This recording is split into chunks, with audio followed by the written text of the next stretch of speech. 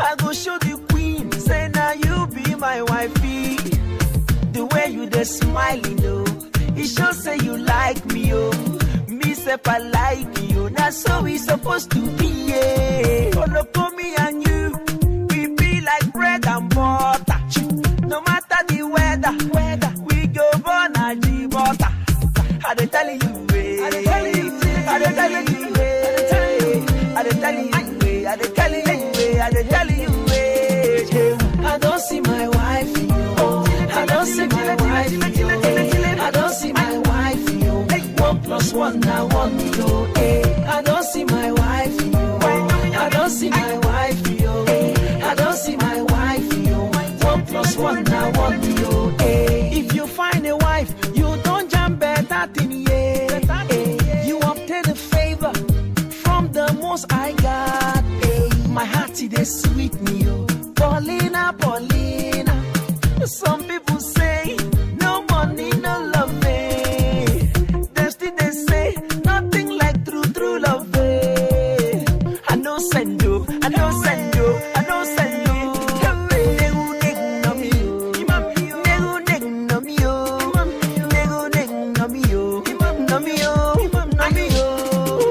I don't see my wife, I don't see my wife, I don't see my wife, 1 + 1 now 1, yo.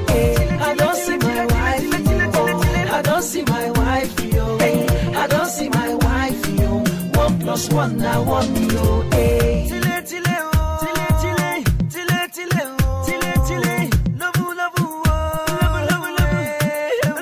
Now you be my cherry cocoa, now you be my cherry cocoa, now you be my cherry cocoa, cherry cocoa, cherry cocoa. Gee, oh look away, don't mulele, my look away, 316 I don't see my wife, I don't see my wife, I don't see my wife, 1 + 1 now 1, I don't see my wife, I don't see my wife, I don't see my wife, 1 + 1 now 1, I don't see my wife, I don't see my wife, I don't see my wife, 1 + 1 now 1, I am telling you, I don't see my wife, I don't see my wife, I don't see my wife, 1 + 1 now 1, she is sweet to me, she is sweet to me, she is sweet to me,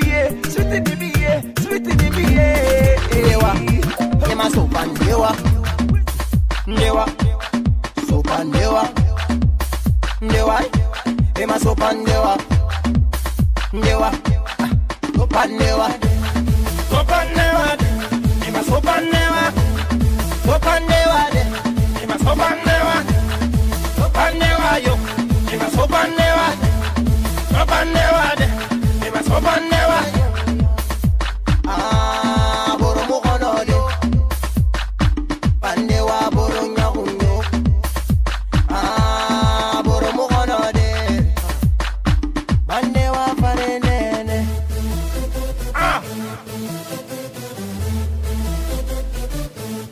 Sopanewa, sopanewa do, ima sopanewa, sopanewa de, sopanewa de, sopanewa de, Ema sopanewa de, panewa yo. Ndewa, ema sopanewa, ndewa, sopanewa, ndewa, ema sopanewa, ndewa. Sopanewa, sopanewa, bloqué, ema sopanewa, sopanewa de, sopanewa, sopanewa de, sopanewa, sopanewa de, sopanewa, sopanewa de. Boromo konoyo, panewa boronya kunyo. Boromo konode, panewa fare. Nasena ibe, sopanewa de, sopanewa, ima sopanewa de, panewa, sopanewa de, panewa, ima sopanewa de, panewa.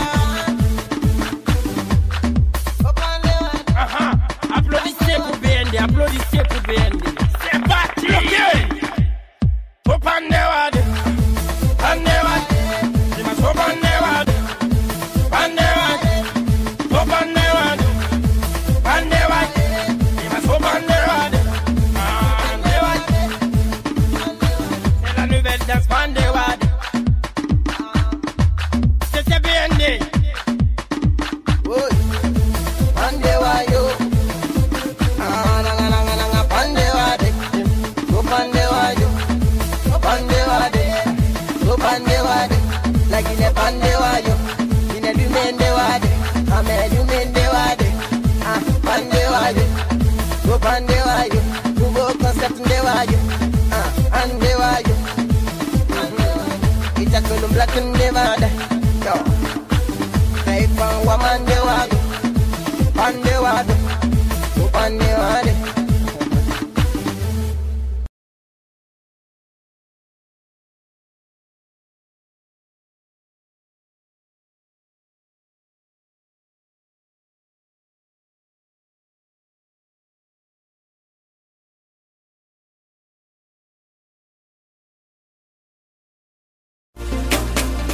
Shadow Chris Beats. Wala ibilai, ale wala ibilai, wala ibilai, ale wala ibilai. Soligo apote cola, le gars sincère, il est devenu toqué, il fait la pressée, il fait la souké, à la fin il la fire. Mon ami, faut pas périr, rentre à la maison, ça va aller. Wala ibilai, ici bilai, wala ibilai, wala ibilai, ici bilai, wala ibilai. Zungu zungu dance badance bazungu zungu zungu zungu dance badance bazungu zungu afene kola wade kate afene kola bije kate la fa kola yo yo bororo bororo mama kola yo yo bororo bororo papa kola te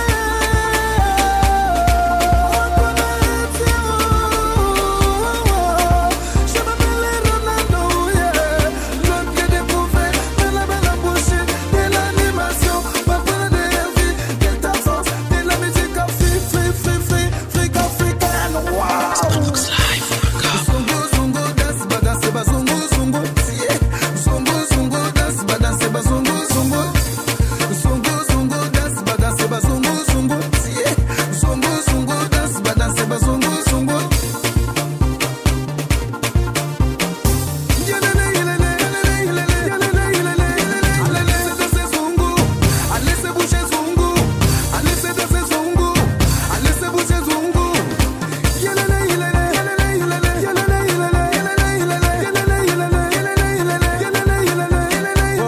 Baby, laisse-toi aller. Quand je vois ton zongo dans un collant, je me laisse aller. Baby girl, tu me rends dingo. Baby girl, tu me rends ouh. Baby girl, danse zongo zongo, danse zongo zongo. Baby girl, danse zongo zongo, danse zongo zongo. Hey yeah, danse zongo zongo. Hey yeah, danse zongo zongo. Baby girl, zongo zongo. 1, 2, 3 et zongo zongo. Baby girl, et zongo zongo. 1, 2, 3 et puis on répond zongo zongo. Aïe à danser zongo zongo. Aïe à danser zongo zongo. Aïe à danser zongo zongo zongo zongo zongo zongo. Zongo. Aïe à danser zongo zongo. Aïe à danser zongo zongo. Aïe à danser zongo zongo zongo zongo zongo zongo. Au Mali c'est zongo zongo. Au Burkina c'est zongo zongo. Au Bénin là c'est zongo zongo. Au Togo là c'est gâté. La danse zongo zongo. Zongo zongo dance badance bazongo zongo, yeah.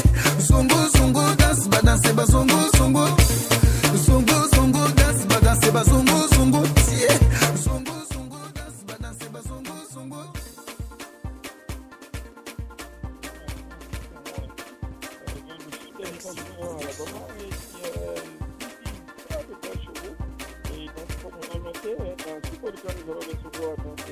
Maître avocat, je ne sais pas si je peux dire maître ou avocat. Bon, tout à l'heure, il va me dire ce qu'il faut. Hein.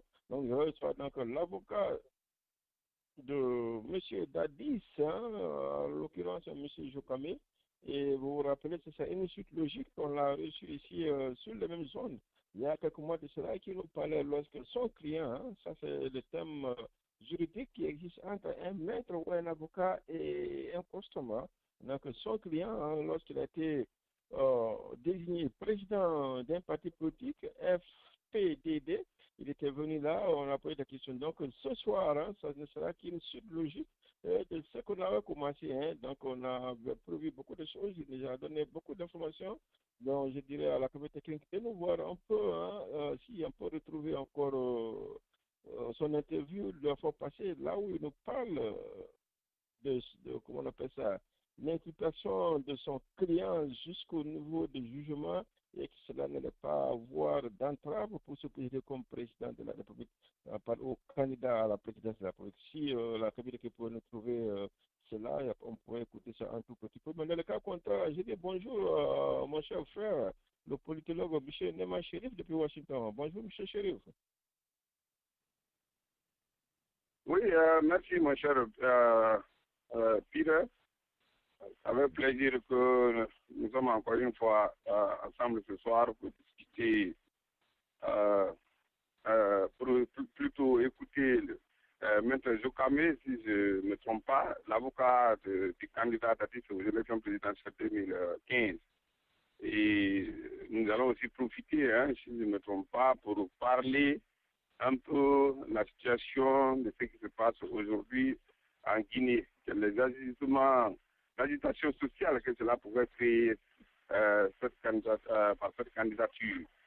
Donc, comme vous le saviez, depuis 2008, après le décès du général Lassana Conté, un groupe d'officiers avait pris le pouvoir dans la nuit du 22 au 23 décembre. Et depuis lors, le capitaine Dadis était en charge des affaires de l'État guinéen jusqu'à ce qu'il soit victime d'un attentat contre sa personne. Et depuis lors, il a été prêté et exilé au Burkina Faso. Et comme vous le saviez, à la suite, en 2010, le professeur Alpha Condé a été élu comme président de la République. Et depuis lors, les malaises dans la région forestière ont commencé, puisque la région forestière a été l'une des régions qui ont voté massivement pour l'élection du candidat Alpha Condé. Si aujourd'hui, un des fils, surtout le fils le plus populaire de la région, a décidé de se lancer en politique, aujourd'hui on accélère tout d'un coup une procédure judiciaire contre lui et ses amis officiers pour l'empêcher ou l'intimider, pour ne pas discuter l'électorat de cette grande zone qui est d'ailleurs la seule force déterminante pour accéder au fauteuil présidentiel en Guinée. Et donc, le président Alpha Condé et son gouvernement ont une autre lecture de la situation. On comprend par là qu'ils considèrent cette candidature comme un affront. Alors ils prennent l'une des victimes d'ailleurs d'un crime odieux, parce que Dadis, il faut retenir, Dadis Camara est victime aussi, double victime d'ailleurs, puisque il a été, quand il était aux affaires, c'est lui qui a lancé la première commission nationale et internationale pour étudier et clarifier ce qui s'est passé au stade du 22 septembre 2009. Et par le travail de cette commission, la première personne qui a été mise en examen, c'était le lieutenant Toumba, et Toumba a tiré sur Dadis. Donc, il a été déjà, ce crime lui a donné la malchance d'être en dehors du pouvoir, et il a été atteint par les bas de son aide de camp.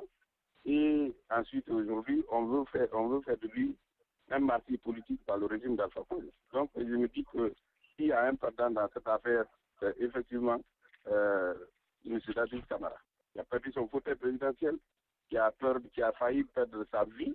Et il a voulu voir clair dans ce qui s'est passé. Et aujourd'hui, on veut nous faire croire qu'il est celui-là qui va endosser. Donc, c'est comme si lui, sa vie n'a pas de sens en Guinée, puisque celui qui a tiré sur lui, au lieu de lancer un mandat d'arrêt international contre lui, tout le monde sait qu'il vit au Sénégal et en Gambie, et les autres le savent.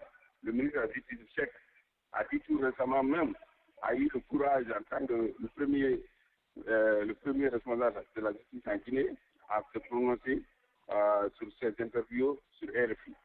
Donc, nous allons revenir là-dessus plus tard, mais je voulais dire que la communauté internationale est en train de pousser le régime Alpha Condé ou d'encourager le régime d'Alpha Condé à créer un centre ou à préparer un génocide à région forestière.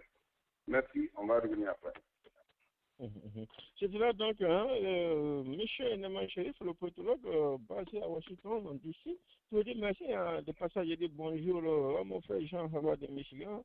Et dis aussi bonjour à M. le président Chefed, M. Dominique Bouomou. Je crois que lui doit être basé au Canada, si je ne me trompe. Bonjour donc à vous et tout le monde, nous allons revenir à vous pour voir comment ça se passe. 11h44 au midi 44 quelque part, donc dans 15 minutes, nous allons donc recevoir maître avocat, M.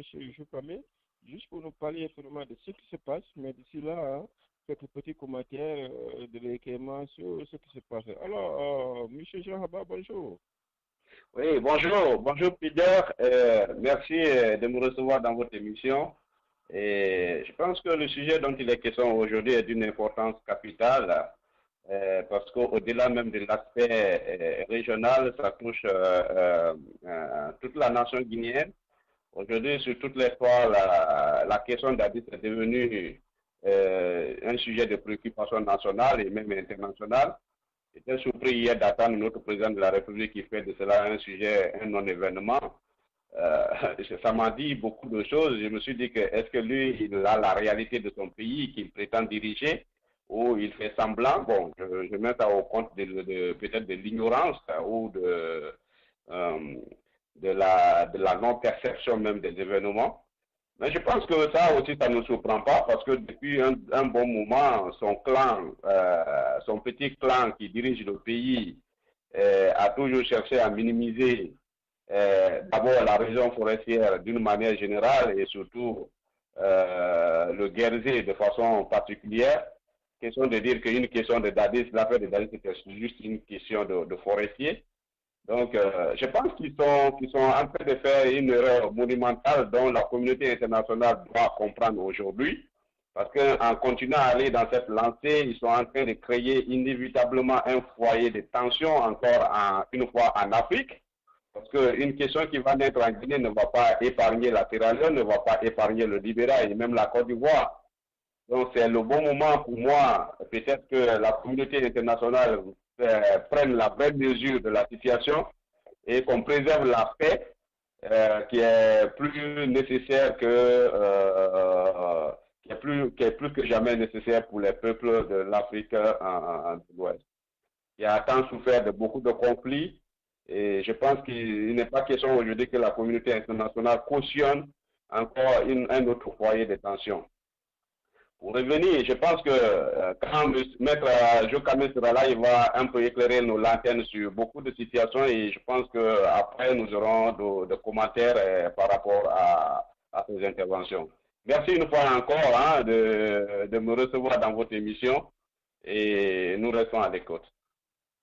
C'est nous de vous remercier pour votre temps et l'intérêt que vous apportez à la radio, pour prendre votre temps pour écouter, et surtout pour écouter nos invités qui arrivent. Alors, M. Dominique, depuis le Canada, bonjour.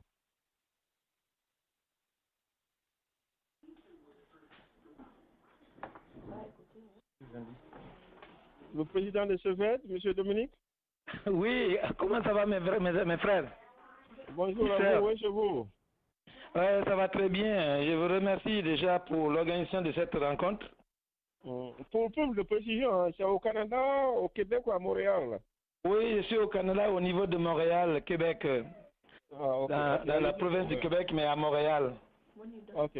Merci à vous d'être là. Donc, on a la qualité qui n'est plus la question nationale, mais la devenue internationale. Cette affaire de Dadis avec l'imputation et sa candidature à la présidence. Et tout à l'heure, nous allons recevoir son avocat qui va, donc, nous allons lui poser la question du thème juridique. Et donc, oui. pour d'ici là, on voulait seulement recueillir votre impression et comment est-ce que vous voyez cette situation. Oui, moi, depuis que j'ai vu dès le départ de l'intervention de Dadis et annoncé son arrivée en Guinée, je me suis dit que il ne peut pas faire ça seulement pour rien. J'ai dit que quand il est vraiment responsable, c'est sûr que moi, je n'ai pas de doute sur lui. Je dis que quand il décide d'aller, c'est qu'il ne peut pas se lever un beau matin pour dire je m'en vais en Guinée. Il a dû planifier ou consulter des personnes plus proches de confiance. Et je me suis dit, ce en politique, pour pas décider de juger pour ceux qui disent ah, il a mal fait ou a bien fait, sans avoir le temps de comprendre. Donc c'est pourquoi depuis ce temps, je suis de près la situation et toujours dans l'espoir que ça se tourne très bien. Après, quand Deusele Dalein a accepté ou a proposé l'alliance et qu'il a accepté, je me suis dit que on ne sait jamais, mais une idée peut aussi être, un acte peut aussi être une solution de sortie de crise quelque part. Parce que c'est sûr que Dadis a passé des années sans aucun jugement au regard, et nos parents, surtout nos mères et nos frères et sœurs en forêt, ils sont très mal à l'aise quand vous voyez comment ils le soutiennent. Et vous savez que moralement, quand un peuple est moralement mal à l'aise, et ça joue beaucoup sur sa situation économique. Alors je me suis dit qu'il fallait quand même déclencher quelque chose pour voir où on en est, que d'attendre des dizaines d'années. Il n'est pas chez lui. Et encore, c'est grave que de dire la vérité si on doit décider qu'on décide. Moi, j'ai apprécié l'idée de faire soulever les choses à l'heure là, et dans l'espoir que ça va se passer bien, parce que de toute façon, Dadis était, disons, en prison parce qu'il n'est pas chez lui. Alors pour moi, c'est une bonne chose. Maintenant, c'est à nous de réussir à faire la lumière de ce qui se passe auprès des autres qui ne connaissent pas Dadis. Si Dadis, on le connaît, c'est notre frère. Et ce qui a fait que beaucoup s'acharnent contre lui, ce sont les visages et les idées qu'il a émises sur le plan international, sur les médias. Beaucoup l'ont jugé directement à partir de là. Mais nous savons qu'il n'a pas fait quelque chose de mauvais. Au contraire, il parlait contre ceux qui lui faisaient du mal. Mais la manière de le dire, c'est sûr que les gens, en le regardant, on va penser que le côté mauvais seulement, mais on ne voit pas contre qui il parlait. Mais c'est la Guinée où les gens ont souffert longtemps, ont compris que cette façon de réagir vient d'une réaction contre une situation qui a perduré en Guinée. Alors, nous savons, mais les autres ne savent pas. Donc, à nous de leur faire comprendre cette façon, les raisons des réactions de Dadis, bien qu'il y a d'autres façons qui ne devaient pas être faites, parce qu'en politique, il faut être prudent, mais il faut aussi se dire que à nous d'expliquer aux autres. Moi, je me suis défendu contre beaucoup d'étrangers qui disaient vous voyez, le monsieur a failli vraiment faire des grands dégâts en Guinée. J'ai dit, quel monsieur? Ils ont dit Dadis. J'ai dit, est-ce que vous connaissez ce qui se passe? Il faut quand même réussir à leur faire comprendre. Nous, personnellement, c'est difficile. Nous travaillons dans les organisations pour qu'un jour, que ces organisations-là puissent avoir de voix, pas d'un Guinéen, mais de plusieurs personnes dans le monde. C'est pourquoi nous travaillons dans Chefed. Nous ne travaillons pas pour qui que ce soit, mais dans Chefed, nous travaillons afin qu'on envoie des Québécois, des Canadiens, des Congolais, ensemble pour nous défendre ici d'abord, en tant qu'immigrants, contre les gens qui sont en train de lutter contre, qui font des mauvaises pratiques contre les immigrants. Aussi, chez nous, ça peut se appliquer là-bas. On peut découvrir ce qui est mensonge sur le plan international à travers nos ONG. Voilà, mais il faut qu'on grandisse d'abord, sinon on sera écrasé. Et dans ce cadre-là que je demande à tout le monde de faire un pas dans l'ONG Chefed, et on est avec des Camerounais, de ceci, mais si on a appuyé des Camerounais pour résoudre des problèmes camerounais, ça ne sera pas difficile qu'on dise qu'un Guinéen a un cas d'injuste et d'intervenir. Moi, je veux, et plus qu'on fait ça, plus on a la preuve et on gagnera. Ce n'est pas en parlant entre nous, tel a mal fait ou tel a bien fait, mais on doit étudier la réalité là qu'on fasse savoir ça au public, au monde entier. Et manque de la connaissance de la réaction que les autres dans le plan international et les grandes puissances s'acharnent contre Dadis parce que ils ne savent pas qui est Dadis, mais on la peint négativement. Donc les autres sont en train de voir qu'une mauvaise personne, la peste à éliminer. Mais c'est à nous de les faire comprendre. Et comment on va les faire comprendre? C'est à nous de nous intégrer dans les organisations internationales ou d'en créer pour agir. Alors, moi, c'est ça que je voulais vous dire. Je vous remercie. On va suivre le débat. Avant de vous remercier, je vais donc demander à la café technique, il nous reste 5 minutes, il est 11h54, du moins c'est midi 54 de votre côté là-bas, et donc dans 5 minutes, en principe, Maître Joukame devait être en ligne, donc je vous demande déjà de chercher à rentrer en contact avec Joukame, parce que nous connaissons les lignes du pays, sûrement d'autres encore à Ouaga, donc c'est encore plus facile pour nous de la voir comme s'il était en Guinée. Donc le cabinet technique a cherché déjà à rentrer en contact avec Maître Joukame, et dès qu'il a la ligne, faites-nous savoir, et puis nous allons partir avec lui. Merci à vous. Alors, tout à l'heure, on peut écouter les affaires des gens ou des autres. Pour le moment, sur les réseaux sociaux, il y a beaucoup d'avis qui sont partagés. Beaucoup de personnes pensent que c'était le bon moment de... le cabinet technique, je crois qu'on a un peu d'écho. On s'attend deux fois. On s'entend deux fois et je crois qu'on va régler cette affaire-là avant que le maître arrive en ligne, s'il vous plaît. Il y a un peu d'écho là, soit l'ordinateur un peu près de micro. Merci. Donc, je disais donc sur les réseaux sociaux, beaucoup de personnes ont les mêmes avis partagés. Beaucoup pensent que c'était le bon moment, qu'il fallait soulever les choses. Comme on dit souvent, il faut taper le fer quand il est chaud. Beaucoup pensent que aussi que Dadis a des mauvais conseillers. Beaucoup aussi pensent qu'il a été trompé par Cédou Dalé pour le mettre devant les choses.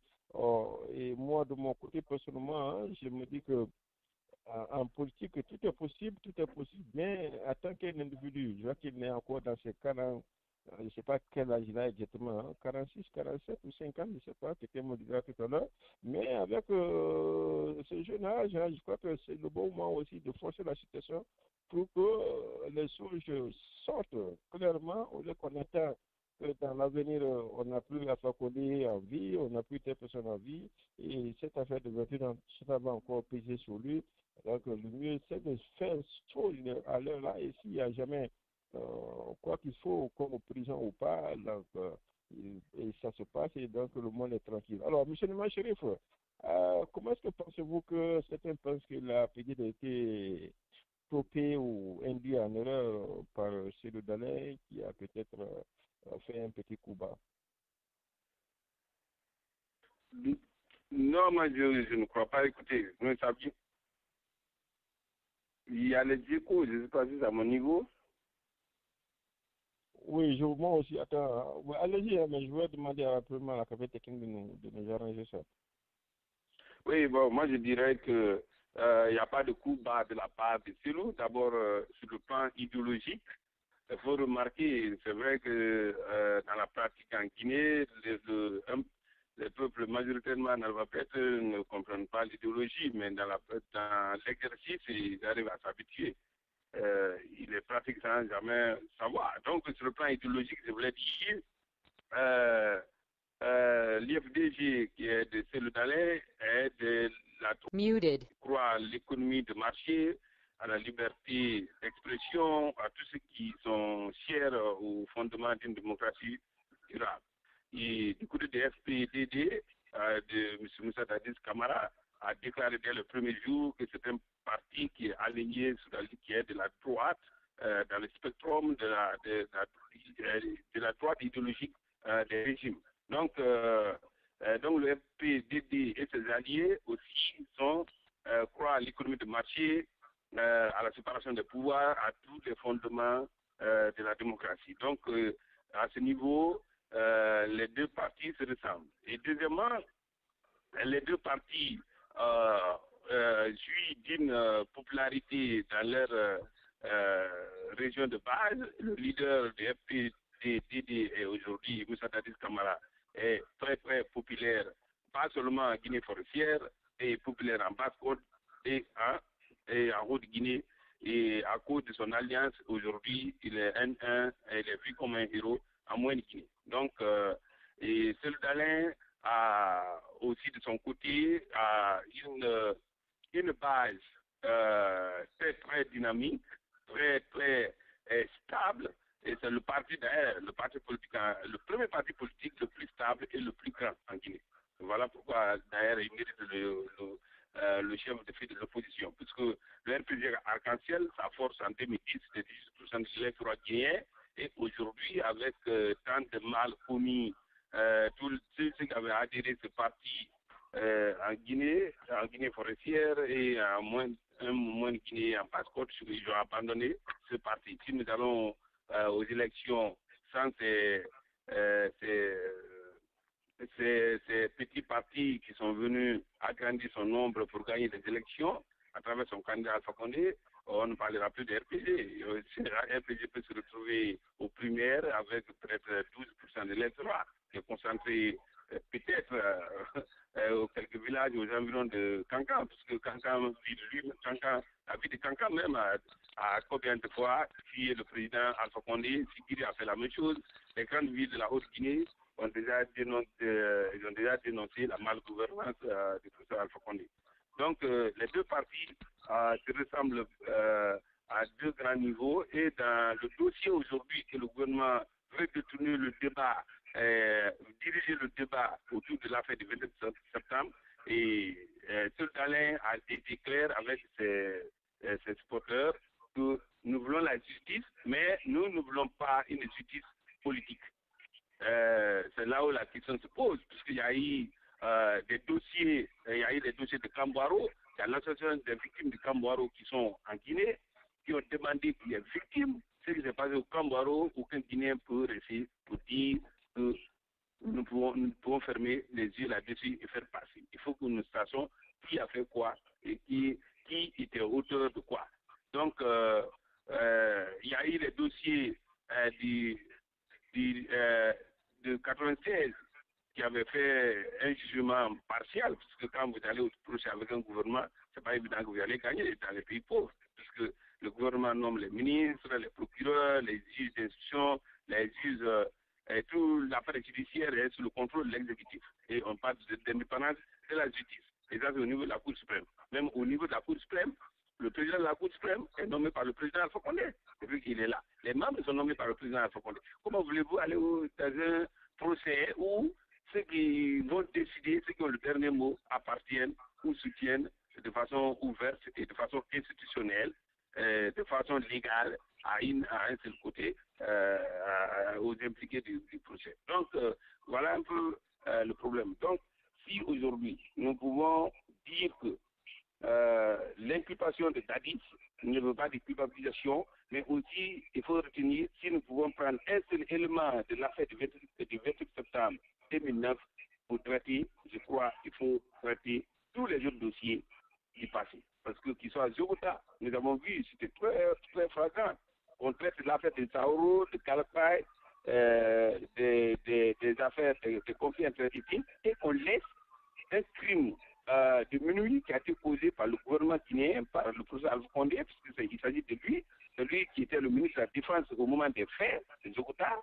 C'est lui, il ne peut pas avoir mouvement des militaires, des forces de l'armée, puisque d'autres camions sont venus de Massanta pour aller à Zogota. Il y avait la gendarmerie, il y avait la police, il y avait l'armée de terre. Donc, il ne peut pas avoir mouvement de troupes à l'intérieur de la Guinée sans que le ministre de la Défense, qui était Alpha Condé au moment des faits, et président, commandant en chef des forces armées, ne peut pas nous dire qu'il n'était pas au courant. Donc, ce dossier a été classé, l'État a fermé les yeux sur ce dossier, mais les enquêtes préliminaires ont été faites, les avocats ont travaillé sur ce dossier. Le dossier est là.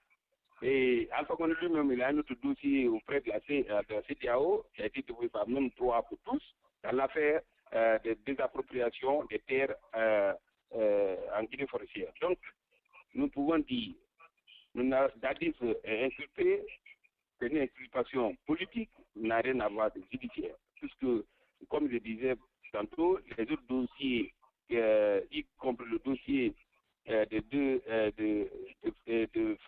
janvier-février au 8 novembre, les dossiers là sont là. Les dossiers de plus de 60 morts sur l'axe Bameto, Amdalaï, les dossiers sont là. Il y a même un cimetière qui porte le nom du cimetière Alpha Condé. Ces dossiers, ça c'est des crimes contre une seule ethnie, nous le savons tous. Donc pourquoi ces dossiers ne peuvent pas être traités? Et la CPI vient à Guinée, on prend un ensemble. Dadis a été victime d'un assassinat de la part d'un des honnêtes de camp et qui est lié aussi à la veille du 28 septembre. Mais personne n'en parle. Moi, je me dis que le fait que l'État guinéen ait refusé de délivrer un mandat d'arrêt international contre Toumba Diakité, c'est pour dire combien de fois le président Alpha Condé et le régime méprise la vie des Français. Monsieur Nema. Oui, merci. Oui, monsieur Nema, merci à vous. Je dis encore bonjour à monsieur le docteur, monsieur Issa Kouma. Je dis bonjour à docteur Jetomo, le pays Utah. Très malheureusement, on ne pourra pas recueillir vos impressions, puisque nous avons déjà mettre en ligne qui pourrait nous donner vraiment toutes nos spéculations et sans plus tarder, parce qu'on le reçoit depuis hors des États-Unis. Donc, on va aller avec l'invité de ce soir pour parler un peu de ce qui se passait. Alors, si on m'attend, bonjour, maître Jokame. Oui, bonjour. Ok, donc c'était pour me rassurer que vous étiez effectivement en ligne, mais chers frères et sœurs, chers auditeurs, auditrices, vous êtes très nombreux, un peu partout, avec les connexions des radios communautaires basées aux États-Unis et en France qui nous écoutent aujourd'hui pour avoir plus de précision et de clarification de la part de maître.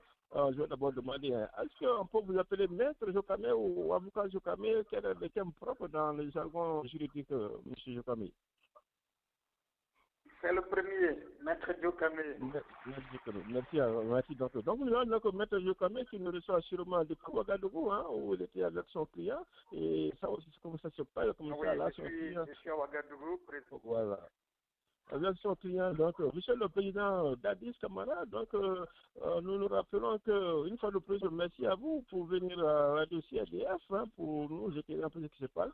Ce n'est pas votre première fois. La première fois, nous disons que c'est une suite logique des faits, puisque lorsque votre client, monsieur le président Dadis, avait accepté d'être le président d'un parti politique, vous êtes venu ici nous expliquer qu'il n'y avait pas d'entrave pour lui pour se présenter et que si jamais il y avait des implications, de la période d'implication jusqu'au niveau de jugement et tout ce qui va s'ensuivre ne pouvait pas donc l'empêcher d'être toujours candidat à la présidentielle vu le temps et si jamais le 11 octobre tient. Est-ce que cette affirmation de votre part, M. Jokame, tient toujours la route? Oui, elle tient toujours la route. Elle tient parfaitement la route. En l'état actuel de la procédure, encore une fois, rien ne peut jouer sur son avenir politique. Ok. Merci pour cette invitation. Et donc, nous avons nos frères qui sont en ligne qui vont vous poser seulement des questions. Mais très rapidement, officiellement, donc, votre client, M. Moussa Dadis, président du FTDP, ancien président de la Côte de Guinée, a été donc inculpé le 7 juillet.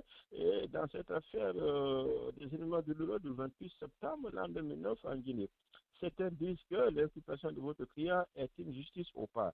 Est-ce que partagez-vous cette information?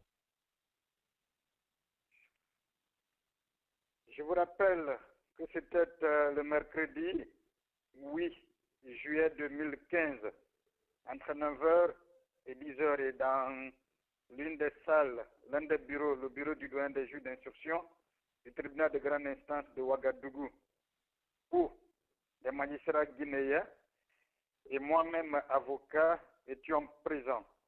Il a été notifié au président Dadis quelques chefs d'inculpation relativement aux faits perpétrés au stade du 28 septembre.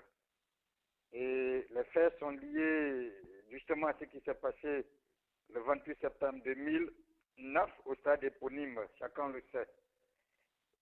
Il s'agit d'une décision judiciaire, encore une fois, et qui fait partie normalement de la procédure.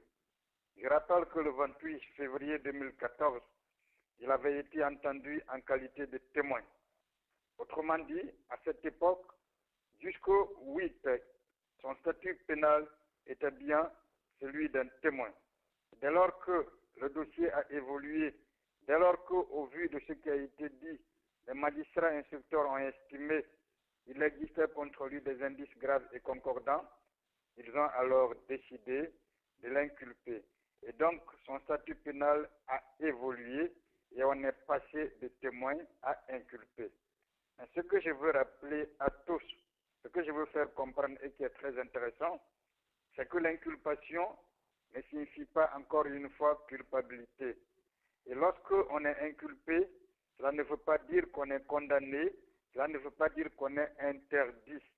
L'inculpation, comme je l'ai défini, signifie simplement que pour les juges, relativement à un fait, la personne inculpée regorge, si vous voulez, des indices graves. L'inconvénient, c'est quoi? L'inconvénient, c'est que d'abord son statut pénal change. Et puisque le témoin ne peut être interpellé, mais l'inculpé peut à tout moment être interpellé. Ça, c'est l'inconvénient. Mais l'avantage, c'est quoi? C'est qu'en l'inculpant, il a reçu le droit d'avoir accès au dossier de la procédure. Et cela est très important. Parce que lorsqu'on a accès au dossier de la procédure, on saura les dires, on saura les non-dits de ce dossier. Donc les rumeurs qui peuvent tourner autour ne peuvent plus avoir de place. Ça, c'est le premier avantage. Le deuxième avantage, c'est que nous avons la possibilité de nous défendre normalement. Et en ce qui concerne le président Dadis, je veux être franc avec vous, je veux être clair avec vous. Il le fallait pour que vous qui êtes à l'étranger, pour que la communauté internationale, la communauté nationale comprenne qu'il n'a absolument rien à voir avec cette affaire du 28 septembre, il fallait cette étape-là pour qu'il donne sa part de vérité. Mais à tout moment, s'il restait avec le statut de témoin, rappelez-vous que cette affaire était devenue pour lui une épée de Damoclès qui pesait à tout moment sur sa tête. Et que cette affaire était également devenue, si vous voulez, une colle, une tâche. Or, même après 20 ans, parce que les infractions dont il s'agit, ce sont des infractions qui sont imprescriptibles. Autrement dit, même après 10 ans, même après 20 ans, un jour, il serait toujours, entre griffes, inquiété.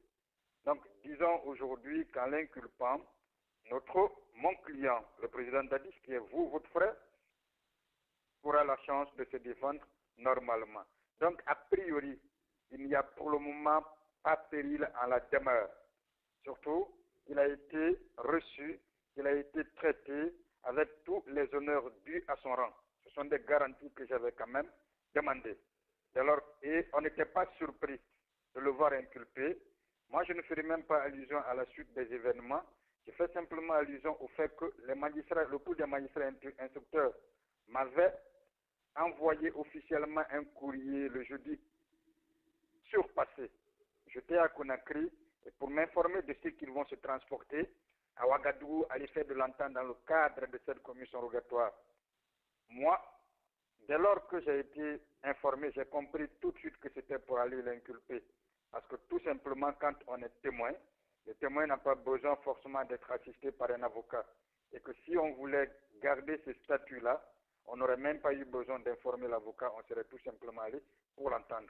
C'est pourquoi très vite, j'ai quitté alors Conakry pour venir à Ouagadougou et le préparer. Donc il a reçu la décision d'inculpation de façon sereine et il a le moral haut et il est lucide aujourd'hui.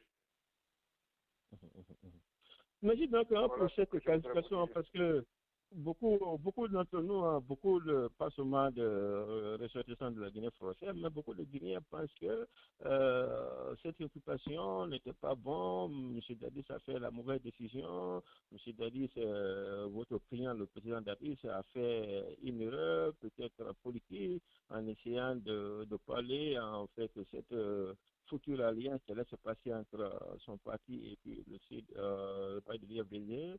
Beaucoup ont dit que peut-être elle a été mal conseillée. Bon, mais avec c'est ce que vous venez de nous dire, je crois que le Dieu sera là pour les gens encore qui pensent que monsieur le président Dadis devait rester dans l'ombre. Vous venez de dire que rester dans l'ombre ne pas dire que cette affaire de dossier de 28 septembre allait être claire et nette sur lui parce qu'il serait toujours payé jusqu'à l'avenir. Alors, l'autre question que je vais vous poser avant de venir avec nos frères panélistes qui sont là, je dis bonsoir à Dr. Jotomo de Payota, c'est que est-ce que pourquoi depuis la première audition, je crois que vous l'avez parlé de l'an 2014 avec le pôle des juges de Burkinabé, pourquoi il y a eu cette longue période jusqu'au le 8 pour pouvoir l'impliquer? Ou bien on ne pouvait pas, ça aussi c'est une manière, c'est la procédure judiciaire, M. Maître Jokamé? Je voudrais répondre, aller directement à votre question. Mais je veux retourner à l'allusion que vous faites à l'alliance. Je voudrais vous dire ceci, qu'il n'y a jamais eu d'alliance entre le président Dadis à travers l'UFDD, à travers le FPDD et le président Selou à travers l'UFDG. Les deux leaders se sont rencontrés à Ouagadougou et ils ont décidé d'aller ensemble. Ils ont alors engagé leurs différents partis politiques pour travailler sur une éventuelle alliance. Donc pour le moment, parlons d'éventuelle alliance, mais il n'y a pas encore d'alliance. C'est la précision que je voudrais apporter. Mais l'autre précision, le président Dadis est devenu un homme politique. Il faut que chacun de nous comprenne qu'il doit accepter tous les partis politiques qui viendront le voir pour discuter. Recevoir un leader politique d'un parti politique ne signifie pas forcément aller avec lui. Lorsqu'on vous parle d'alliance, une alliance signifie un document juridique qui est prêt, dont le contenu est connu, les contours sont connus, les principes sont connus, les modalités sont connues. Les deux partis sont justement en train de travailler là-dessus. Et n'importe quel parti politique viendrait le voir pour discuter d'éventuelles alliances, ils essayeront toujours de parler. Dès lors qu'il y a convergence de points de vue, mais ils pourront aller ensemble. De ce côté, il n'y a aucun mal. Je reviens maintenant au fait que, quand vous dites qu'il y a eu plus de temps, je veux vous rappeler, il est vrai, qu'il avait été entendu en tant que témoin. Il est également vrai que un moment important, s'est écoulé avant qu'il ne revienne. Mais n'oubliez pas une chose. D'abord, il vit dans un autre pays. Or, la justice étant un pouvoir régalien de chaque État, relevant directement de l'État, vous ne pouvez pas être en Guinée, venir un beau matin, entendre quelqu'un d'autre dans un autre pays. Donc, il y a une procédure normale qui doit suivre son cours. Voilà comment ça s'est passé, ce que les gens ne comprennent pas. Il y a une convention, la convention du 29 juillet 1992, une convention relative à l'entraide judiciaire entre les pays de la CEDEAO. Cette convention parle uniquement d'audition. C'est-à-dire que les États peuvent prêter main forte aux autres États dans le cadre des procédures judiciaires que par rapport à des auditions. Or, quand on parle d'audition, on ne peut auditionner qu'un témoin, on ne peut auditionner que des parties civiles.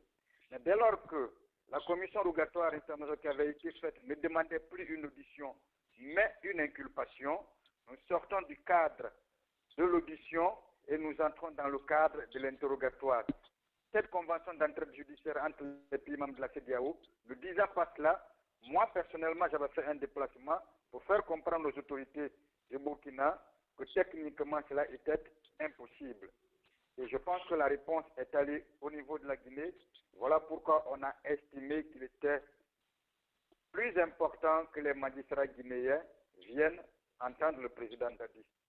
Première chose, s'il a accepté d'être entendu par les juges burkinabés, il n'y a aucune raison que lui qui a incarné la plus haute fonction de l'État à un moment donné de l'histoire de la Guinée puisse dire non à ses propres compatriotes, aux magistrats guinéens. Voilà pourquoi il les a accueillis à bras ouverts.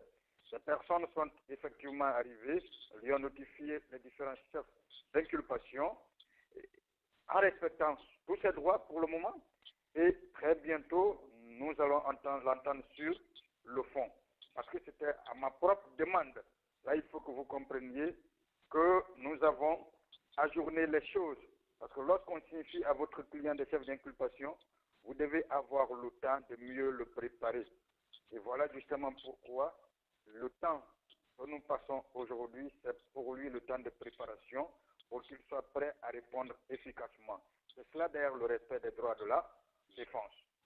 Donc, le retard causé dépend de ce qu'il, entre la Guinée et le Burkina Faso, il y a d'abord une distance, il faut suivre la voie traditionnelle.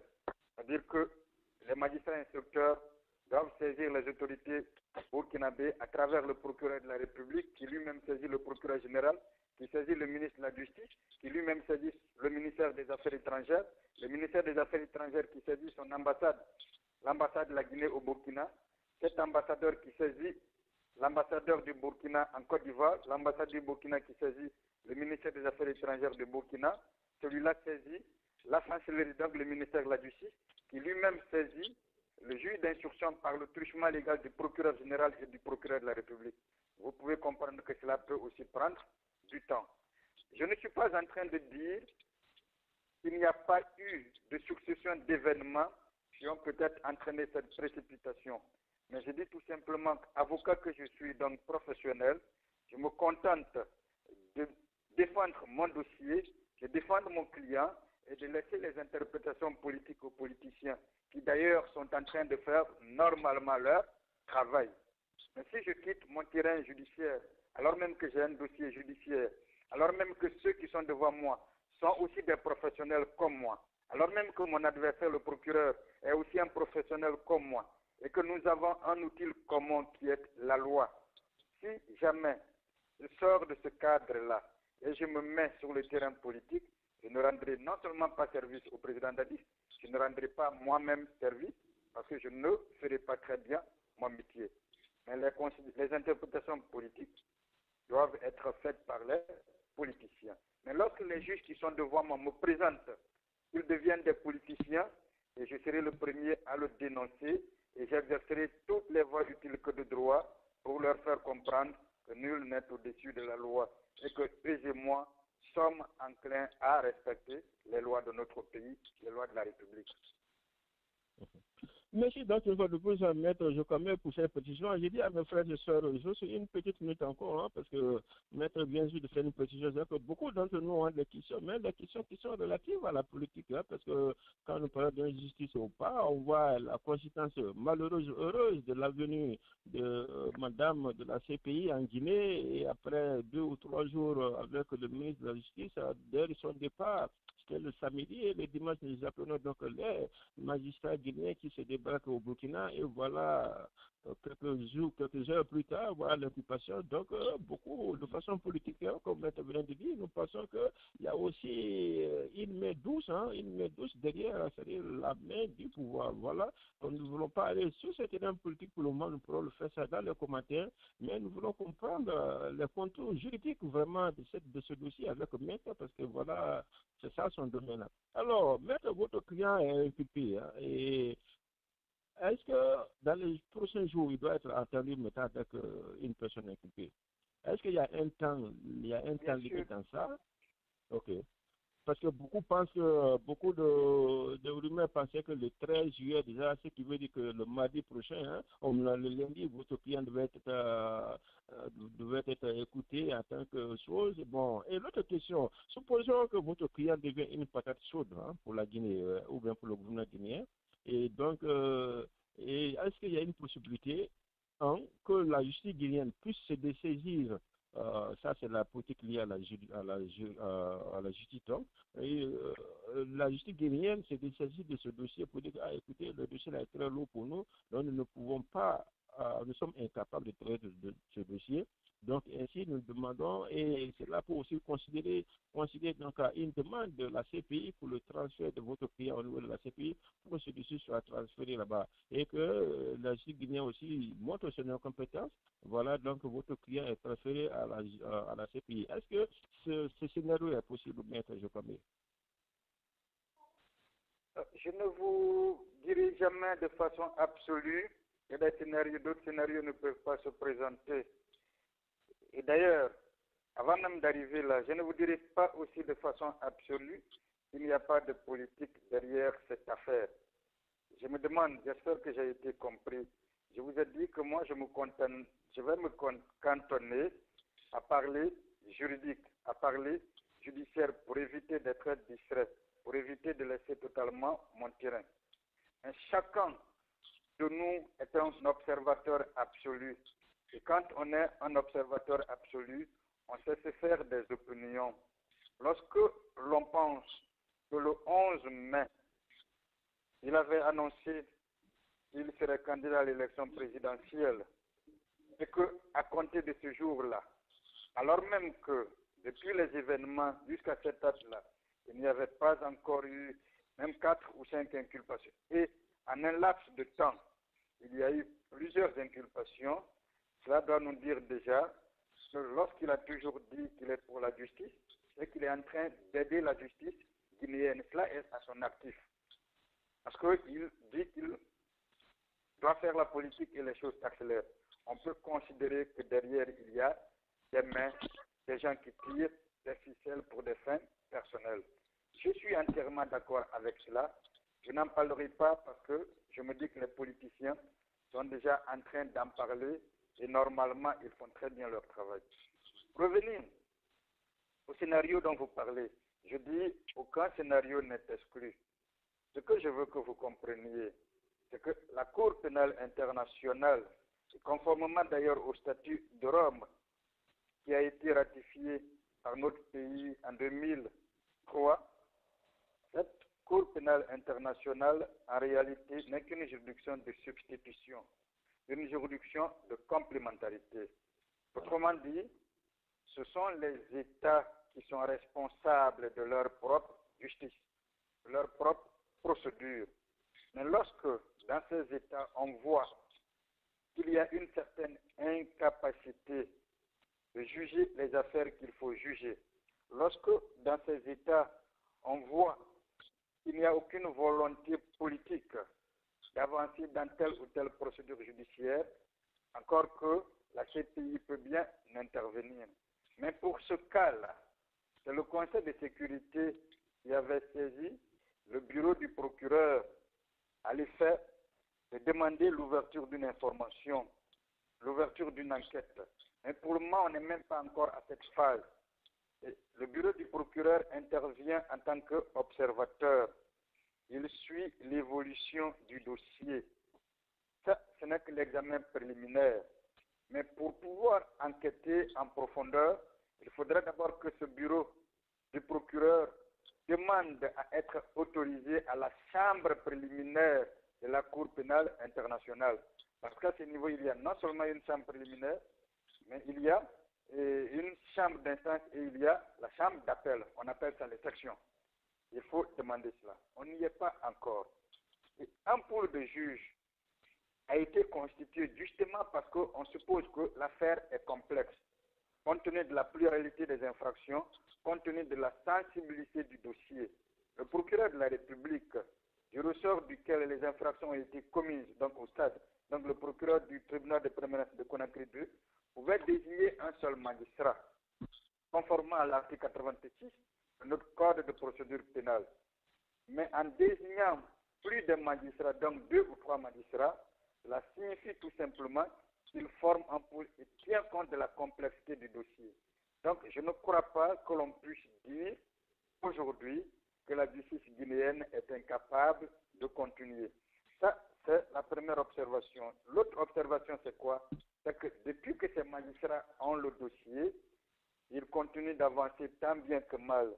N'oubliez pas que même si on dit que la justice reste indépendante, il appartient au pouvoir en place de mettre les acteurs de cette justice en condition. Mais lorsque les magistrats doivent entendre plus de 500 personnes, plus de 1000 personnes, les magistrats doivent lire des milliers de dossiers, alors même qu'ils n'ont pas d'ordinateur, alors même qu'ils n'ont pas de bureau, soyez sûr avec moi que le dossier ne peut avancer. Et il me semble que maintenant, là, ces différentes conditions sont réunies et que même avec les visites périodiques des membres du bureau du procureur ou la procureure de la CPI elle-même, chacun a compris qu'il y a des avancées. Donc, en l'état actuel, on ne peut pas invoquer une quelconque raison pour demander à la CPI de se saisir de cette affaire. Si cela devait se faire, ce ne serait pas juridique, ce ne serait pas judiciaire, ce serait tout simplement politique. Et aujourd'hui, les mêmes pools, en inculpant le président Dadis, lui demandent aussi de s'expliquer, lui demandent de donner sa part de vérité. Mais c'est ce qu'il doit faire, c'est ce qu'il est en train de faire, c'est ce qu'il a d'ailleurs toujours demandé. Parce qu'on vous fait parfois comprendre que le président Dadis refuse de parler. Mais je peux vous dire ceci, depuis plus de 3 ans au moins, non, depuis plus de 2 ans, j'avais écrit et demandé que le président Dadis veut être entendu. Et c'est sous ma pression qu'il a été entendu par les magistrats burkinabés. Et si les gens sont venus, c'est parce que lors à toutes mes interventions, j'ai toujours demandé qu'il parle. Il n'a rien à se reprocher. Et en recevant ces magistrats, il montre la voie. Il fait tout simplement comprendre à tous les acteurs que vous devez vous mettre à la disposition de la justice de votre pays. Donc quelqu'un qui se met à la justice de son pays, si ce n'est pas pour des raisons politiques, aujourd'hui, il est inconcevable. Et encore une fois, je me battrai contre cela, que la CPI puisse se saisir de cette affaire. Il a été inculpé, il va s'expliquer. Les juridictions guinéennes sont déjà saisies. On ne peut pas poursuivre une même personne pour les mêmes faits devant deux juridictions différentes. Donc on ne peut pas être en Guinée et être encore à la CPI. Voilà ce que je peux vous dire. L'État guinéen est pour le moment responsable de ce dossier. La justice guinéenne est pour le moment responsable de ce dossier. Rien n'impose, rien ne peut amener les juridictions guinéennes à se dessaisir, en tout cas à l'état actuel de la procédure, qui d'ailleurs continue maintenant à son cours normal. Merci à vous, maître. Vous êtes très, très nombreux, maître. Ils sont très nombreux. Les panélistes sont aussi nombreux. Depuis le Canada, je dis bonjour, maître Alain. Donc, maître Jokame, dites-nous si vous aurez besoin d'une petite minute pour prendre un verre d'eau. Comme ça, nous allons arrêter là parce que là, je suis donc obligé d'aller tout droit sans stop parce que les sont très nombreux. L'autre question que je vais vous poser, que beaucoup se demandent, est-ce que votre client, le 3 décembre, si j'ai bonne mémoire, ou je crois le 3 décembre, de toute façon, lorsque son aide a attenté à sa vie, avez-vous porté plainte contre ça ou bien ça c'est un autre dossier? Parce qu'on ne sait pas si vraiment le président a porté plainte à travers vous contre la personne qui a essayé de tenter à sa vie. C'est un autre dossier ou bien comment ça se passe? Je suis content que vous me posiez cette question parce que beaucoup de gens ne comprennent pas. Et je voudrais vous dire, pour les juristes qui m'entendent peut-être, vous parlez de maître Alain qui est un avocat, et il sait comment le procureur de la République peut ouvrir une enquête. Il n'est pas obligatoire qu'une plainte soit déposée. D'ailleurs, la victime, le président Dadis, à l'époque, n'étant même pas là-bas, ne pouvait pas déposer formellement une plainte. Mais lorsque le procureur de la République est informé de la commission d'une infraction, il lui appartient à lui de faire ouvrir d'abord une enquête par les services de police. Cela a été fait, il faut que, là je vous le dis, un magistrat instructeur a été saisi. Et puisque les faits sont criminels, la cour, la chambre de mise en accusation a été saisie. Et au moment où je vous parle, depuis le 31 décembre 2013, il y a un arrêt de renvoi de M. Aboubakar Sidiki, Diakité alias Toumba, et de sergent Magatuba devant la cour d'assises. J'ai la décision avec moi et un mandat d'arrêt international est aujourd'hui émis contre lui. J'en ai même discuté avec mon client. Vous savez, il y a des problèmes de moyens parfois. Je suis en train de voir aux prochaines assises, j'ai déjà commencé les démarches, aux prochaines assises, je ferai programmer ce dossier-là pour que des personnes qui ont tenté de mettre fin à sa vie, de lui ôter la vie, puissent être punies de ce qu'elles ont fait. Encore une fois, il y a une décision dans ce sens, le dossier n'a pas été abandonné, seulement les médias n'en parlent pas. Il y a un peu longtemps que j'ai commencé à en parler. Mais je peux vous dire clairement et je peux vous assurer que les auteurs et leurs complices ont été renvoyés devant la cour d'assises et que très prochainement, on fera programmer ce dossier. Et d'ailleurs, si les moyens sont présents, moi-même, avec lui, nous saisirons les services de Interpol pour qu'en vertu de ce mandat d'arrêt international contre lui, dans le cadre de la tentative d'assassinat sur la personne du président Dadis, pour qu'on puisse le rechercher. Donc je peux vous mettre à l'aise. Une décision a été rendue devant la chambre de mise en accusation. Il y a un arrêt de renvoi et ces personnes doivent être renvoyées devant la cour d'assises. Je peux vous rassurer, j'ai la décision avec moi et je communique tout le temps avec le président Dadis autour de ce dossier. Merci donc à vous. J'ai dit donc, Maître Alain connaît depuis le Canada de préparer sa question pendant que je vais donner le micro vers Maître Docteur justement pour sa question avant de revenir à Maître Chérif. Mais d'ici là, Maître Jokame, nous savons tous, nous, de ce côté, ici aux États-Unis, que vous êtes inculpé, où la police vous arrête. On vous dit carrément que vous êtes prié de faire, vous avez droit à votre avocat et tout ce que vous allez dire peut se retenir contre vous. Est-ce qu'aujourd'hui, vous, en tant que défenseur de votre client, le président Dadis, avez-vous signifié à votre client que maintenant c'est sortie médiatique ou bien c'est avec quoi que ce soit doit être en concordance avec vous, sinon tout ce qui dira pourra retenir contre lui? Je n'arrête pas de lui parler de cela, je n'arrête pas de lui en parler depuis 2 ans, depuis 1 an. Et si vous avez remarqué, le président Dadis que vous connaissiez avant n'est plus celui-là. Ça, vous devez en être sûr. Et je sais qu'il y a toujours des changements à son niveau. Mais je suis seul. Et seul, je ne peux pas quand même changer le président Dadis en un trait de dents. Comme si c'était un coup, comme par coup de baguette magique. Et rappelez-vous qu'il est par nature imprévisible et impulsif. Donc c'est d'ailleurs mon gros travail. Le plus gros travail que j'ai, c'est cela. Voilà pourquoi je fais tout pour le préparer. Voilà pourquoi je fais d'ailleurs tout pour parfois lui demander de ne jamais communiquer. Et vous verrez qu'il ne communique pas souvent. Et que cette dernière communication, s'il doit les faire, il m'appelle souvent.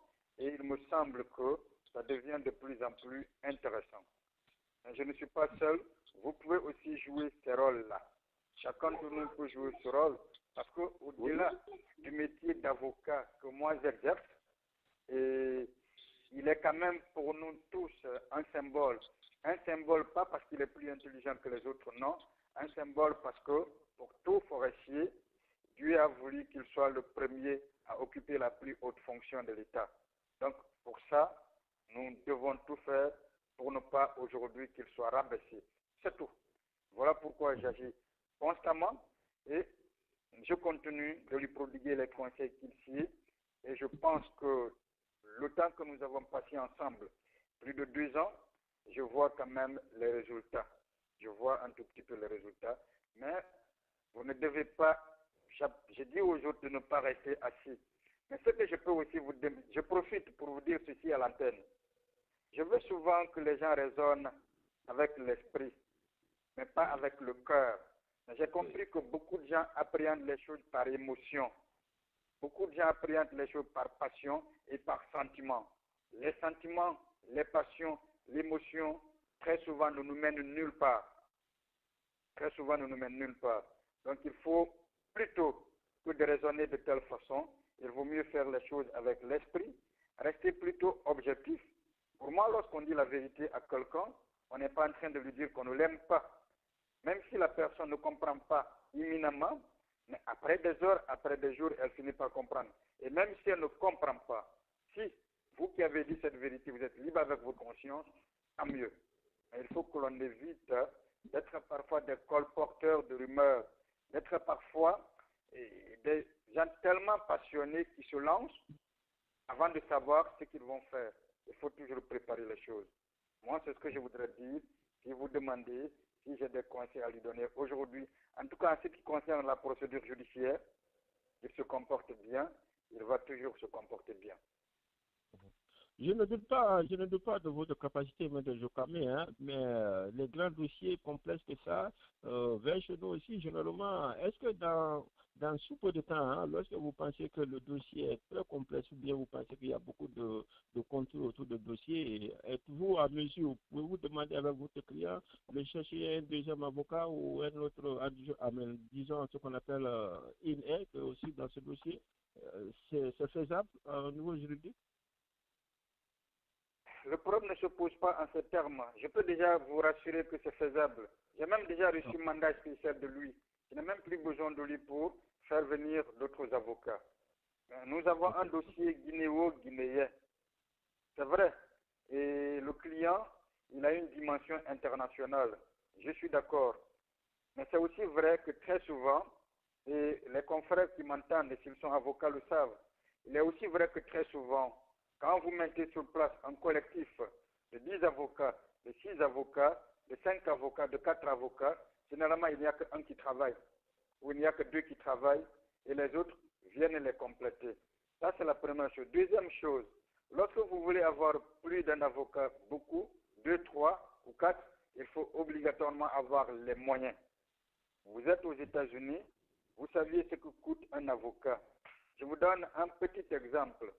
Lorsque le président, puisque je bavardais avec eux, lorsque Vergès et les autres devaient venir en Côte d'Ivoire rencontrer le président Gbagbo pour 4 jours, chaque avocat avait eu 100 000 euros. Je précise bien ce que je dis. 100 000 euros. Vous pensez que le président Dadis a aussi les moyens au point de pouvoir payer à un avocat qui vient juste faire 4 jours avec lui 100 000 euros? Et quand ils sont 4, ça fait 400 000 euros. Et pourtant, dites-moi, où est l'effet du travail effectué? C'est justement ce complexe-là que je n'aime pas chez le Guinéen.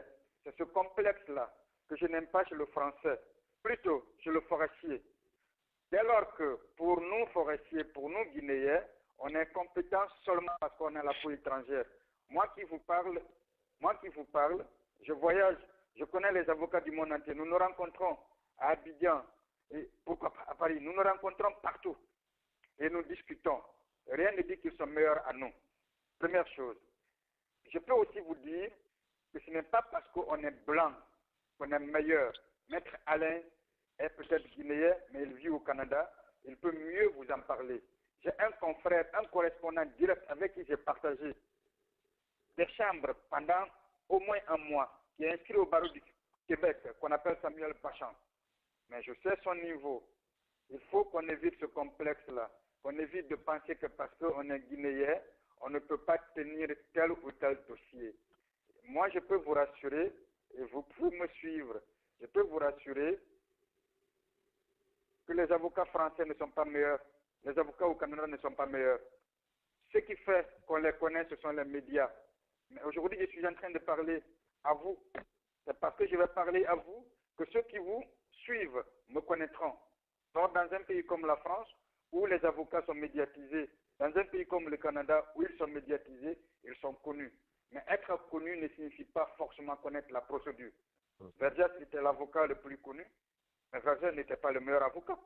Vergès bavardait avec moi quand il était vieux, il n'y a même pas longtemps. Donc, il faut éviter ce complexe d'infériorité-là. En tout cas, moi, je peux vous rassurer que ce sentiment n'existe pas chez moi dans ma vie.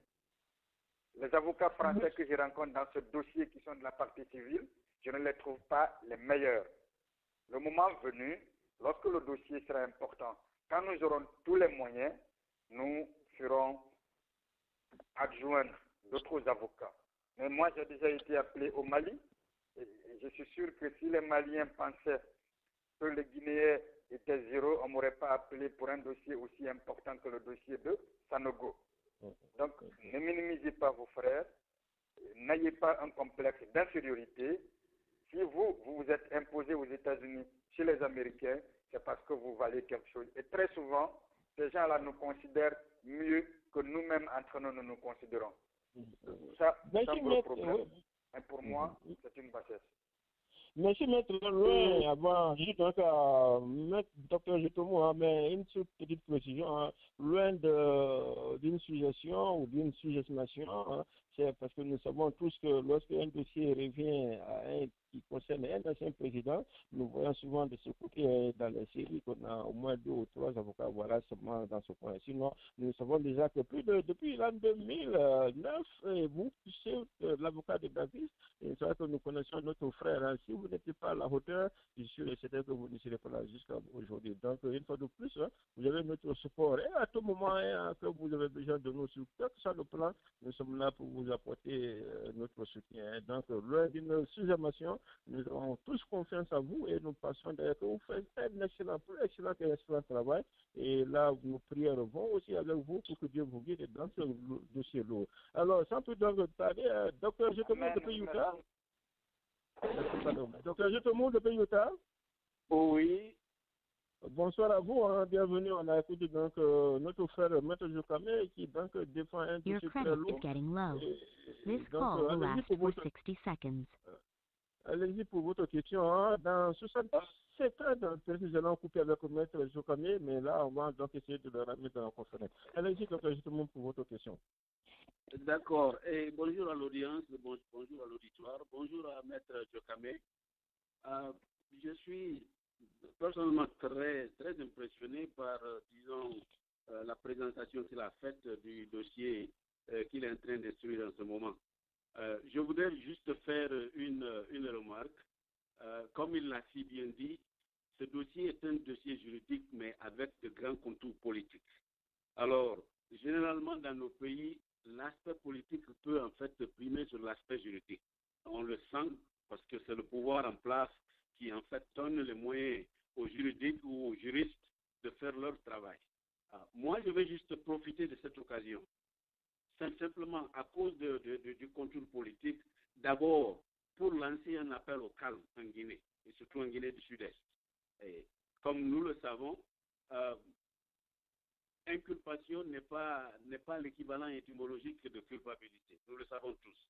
Donc, si le statut de Dadis change comment on appelle, de témoin à inculpé, cela ne veut pas dire, comme Maître Jokamé l'a dit, cela ne veut pas dire qu'il est condamné. Ça lui donne plutôt justement le droit de pouvoir se défendre. Et quand on se défend, on défend justement les chefs d'accusation qui sont portés contre soi. Dans cette condition, je voudrais que nos parents, nos frères restent calmes et qu'il n'y ait pas de mouvement qui puisse effectivement justifier d'autres choses. La première raison, c'était justement cet appel au calme. La deuxième raison pour cet appel au calme, du moins, se rattache au passé, disons, violent des forces de l'ordre sous le magistère du président actuel. Et ne cachons pas les choses. À l'heure actuelle, il ne faudrait simplement pas prêter le flanc, parce que les calculs politiques sont tels qu'il suffit d'inciter un certain nombre de choses pour que les gens réagissent, et en réagissant, justement, on va justifier l'envoi de militaires par la nécessité de pouvoir faire un maintien d'ordre. Or, comme vous le savez, nos parents, nos frères et tout ça vont peut-être manifester les mains nues. Dans ces conditions, les rapports de force entre des militaires armés jusqu'aux dents ou des policiers armés jusqu'aux dents, des gendarmes armés jusqu'aux dents, on ne peut pas comparer ces rapports de force à, comment on appelle, les rapports de force est nettement en leur faveur, parce qu'ils seront en présence de simples civils aux mains nues. Dans ces conditions, s'il devait avoir justement une sorte de conflit de ce genre, nous en serons les perdants. C'est la raison pour laquelle il faut que chacun d'entre nous essaie de faire comprendre en Guinée du Sud-Est que même si Dadis est inculpé, cela ne veut pas dire qu'il est condamné. Et nous avons confiance que l'équipe justement mise en place pour sa défense fera très bien son travail. C'est ce point que je voudrais faire. La question que j'ai à poser, effectivement, est en relation avec, disons, les déclarations tendancieuses que nous entendons. J'ai cru entendre quelque part un monsieur du nom de M. Kaba, je ne sais pas, je ne connais pas, disons, les détails, aurait commencé justement à pousser des pions pour que la justice guinéenne soit dessaisie de ce dossier, en, disons, faisant allusion au fait que l'arrivée de Dadis en Guinée pourrait créer des troubles et que dans ces conditions, il valait mieux prévenir en demandant, disons, le transfèrement du dossier au niveau de la CPI. Alors, vous savez que ce sont ces pions qui sont en train d'être posés et ça rentre dans le cadre du calcul qui avait déjà été pris. Bon, clairement, moi, je ne suis pas surpris de l'inculpation, je suis seulement surpris du timing. Le timing qui fait que c'est au moment où Fatou Bensouda se rend à Conakry, 2 jours après, il y a l'inculpation de Dadis. Du point de vue de l'intégrité, moi je suis de ceux qui vous diront que ce n'est pas un repère en termes d'intégrité. Parce que cette dame, elle était ministre de la justice de M. Jamé. Donc certains connaissent les détails de sa prestation, mais je ne rentrerai pas dans ces détails. Ce que je voudrais simplement demander, c'est que si les déclarations sont en train d'être faites dans le sens des pions que l'on pousse et qui rentrent dans le cadre général de la stratégie qui avait déjà été développée par le président, est-ce que vous ne pensez pas qu'il serait temps de faire peut-être appel à des talents, je ne dis pas simplement en termes de défense, mais en termes de comment on appelle, de consultation au niveau de la formation politique sous la houlette de laquelle Dadis veut effectivement briguer la magistrature suprême. C'est la seule question que moi j'ai à poser. Je vous remercie. Monsieur, vous mettez Jokamé? Oui, j'ai bien entendu. Ok, merci à vous. Allez-y. Oui, allô? Voilà, c'est M. Zoutomou qui parlait. Oui, c'est lui.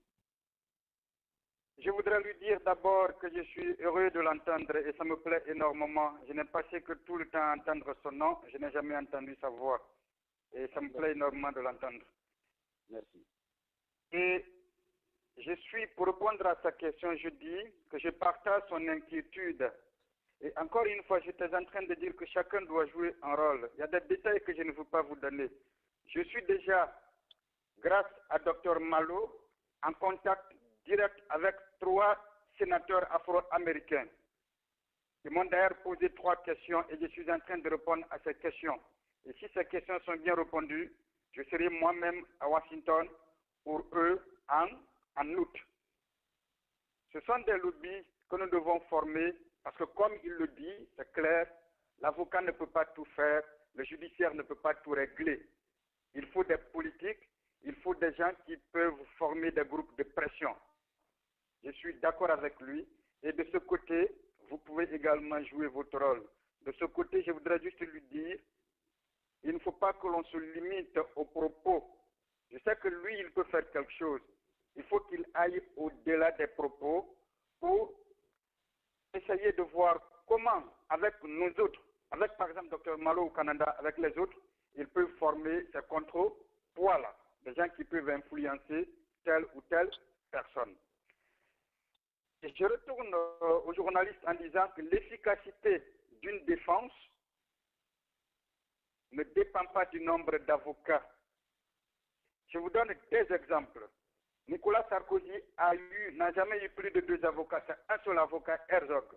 Gbagbo n'a jamais eu plus de 2 avocats, c'est Abibatou Touré qui communique tous les jours avec moi, qui se voit avec moi. Jean-Pierre Bemba n'a jamais eu plus de 2 avocats, une seule, Eliane. Même à côté de chez vous, Nafissatou avait un seul avocat.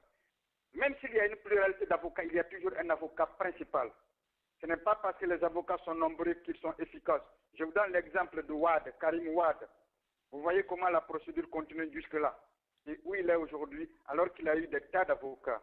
On n'y est pas. Donc l'efficacité d'une défense ne dépend pas de la pluralité d'avocats. Il y a des stratégies que l'on choisit et on reste ferme là-dessus. Et même s'il y a 10 avocats, il faut forcément un avocat principal. Sinon, chaque avocat étant indépendant, s'il y en a 2 ou 3, les 3 peuvent avoir 3 stratégies différentes. Et cela peut même nuire aux clients. J'ai un aîné qui m'entend, Maître Alain, et il pourra me contredire s'il le veut. Donc je dis, pour quitter là, je dis à M. Zoutomou que nous sommes en train de travailler actuellement là-dessus et que de chaque côté, chacun doit trouver des contrepoids. Merci à vous. Avant de prendre le maître à la connaître, je vous dis faites signe de façon peut-être pas officielle, mais avec notre cabinet technique ce matin. Nous prions que les questionnaires que vous êtes en train de répondre arrivent à convaincre nos sénateurs afro-américains ici, pour que vous puissiez faire le déplacement. Comme ça, vous trouverez combien de fois, nous aussi, nous serons prêts avec des bras ouverts à vous accueillir ici et à apporter notre petit soutien tant que ça peut. Alors, monsieur le politologue Nema Chérif, allez-y pour votre question et donc nous revenons après vous, maître Alain depuis le Canada. Monsieur Nema Chérif? Monsieur Nema Chérif? Pas attentif, hein? Cela m'amène vers le Canada. Maître Alain Koné, bonsoir à vous. Oui, je suis là. Vous me recevez? Ah, ok, là, maintenant c'est bon, on vous reçoit. Allez-y, monsieur Nema Chérif. Voilà, je dirais merci beaucoup, merci maître Jokamé. Nous sommes très très fiers. Ceux qui posent des questions par rapport au nombre, c'est juste pour vous assister. Cela ne veut pas dire que vous n'avez pas fait le travail, mais nous sommes très inquiets avec la nature du dossier que vous avez en main au cas que si un rendez-vous, vous tombez malade, comme nous sommes des êtres humains, vous êtes empêchés, qu'est-ce qui pourrait arriver? C'est pour cela que les gens souvent se posent la question si vous pouvez vous faire assister. Et je sais que vous avez un bureau, vous avez des assistants dans votre cabinet et vous êtes de la matière. Et cela n'a rien à voir avec la compétence. Vous avez suffisamment expliqué. Mais c'est seulement l'inquiétude au niveau des uns et des autres. Et maintenant, ma question est de savoir ce que nous avons vu, le cas de Charles Taylor, que la justice libérienne n'avait même pas ouvert le dossier sur le cas, je ne crois pas, mais il a été pris, il n'a jamais été entendu auditionné, il a été pris, envoyé à Monrovia directement à la CPI. Nous avons vu le cas de Laurent Gbagbo qui, le lendemain de son arrestation, et un avion lui a pris quelques jours après pour le déposer. Je ne crois pas que si le dossier même a connu quelle était l'étape du dossier pendant son transfert. Ça, je voudrais que je sais que vous êtes très lié à cela, je voudrais que vous m'informez. Et la deuxième question que j'allais vous poser, c'est de savoir, maintenant, l'inculpation a eu lieu en dehors du territoire guinéen. Est-ce que cela même, c'est légal? Et si c'est légal, quels sont les effets sur la candidature du président Dadis sur les prochaines élections? Est-ce que s'il reste avec le statut d'inculpé jusqu'aux élections présidentielles, est-ce qu'il pourra être candidat? Je vous remercie. Voilà.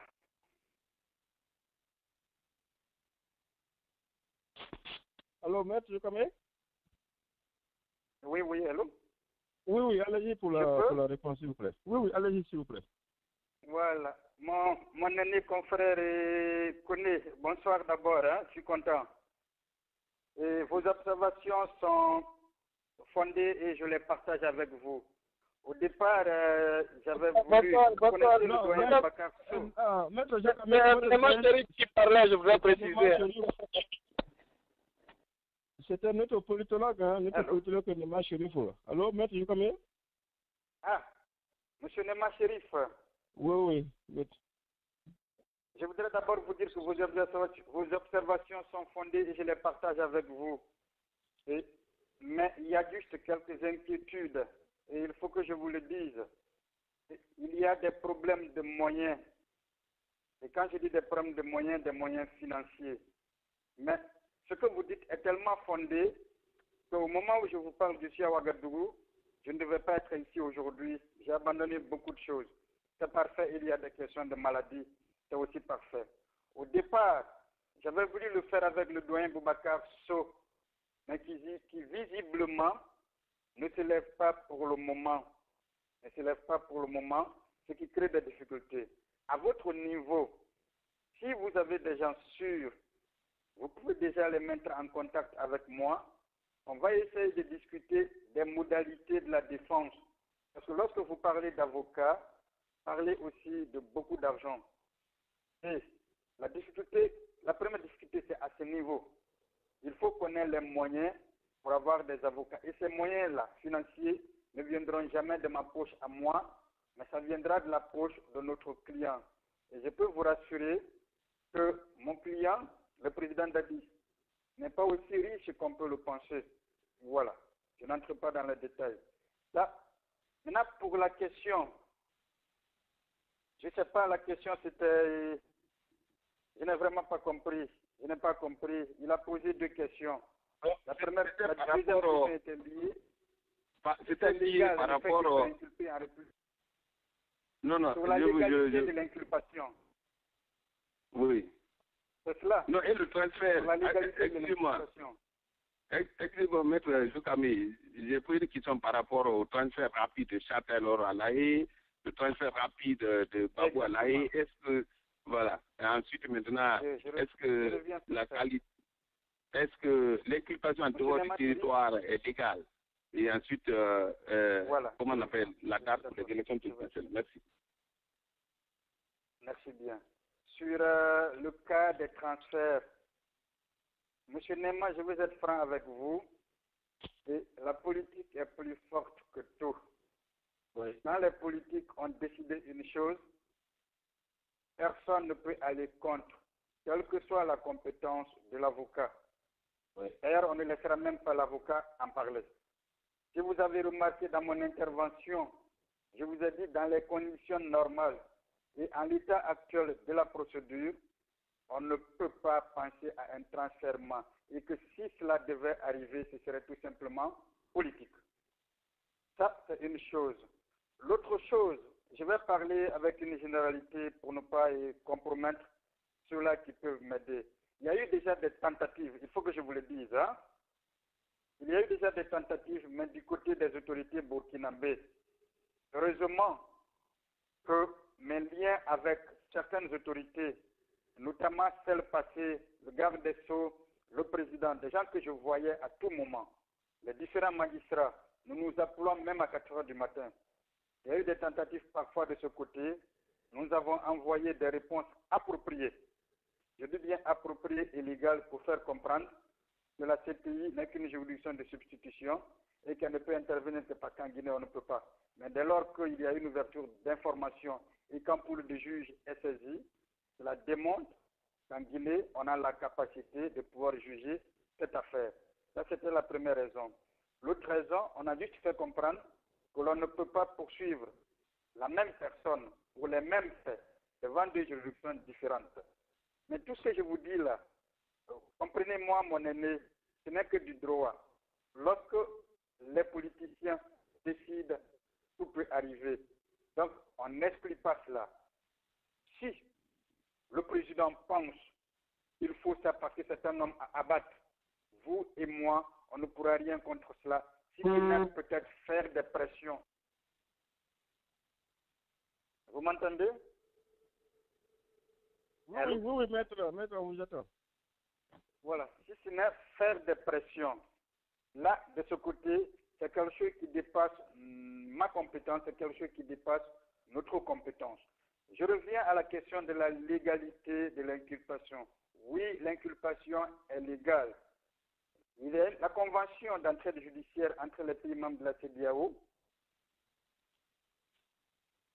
annonce ou disons prévoit les cas de commission rogatoire, mais au-delà, elle prévoit ce qu'on appelle le transport judiciaire.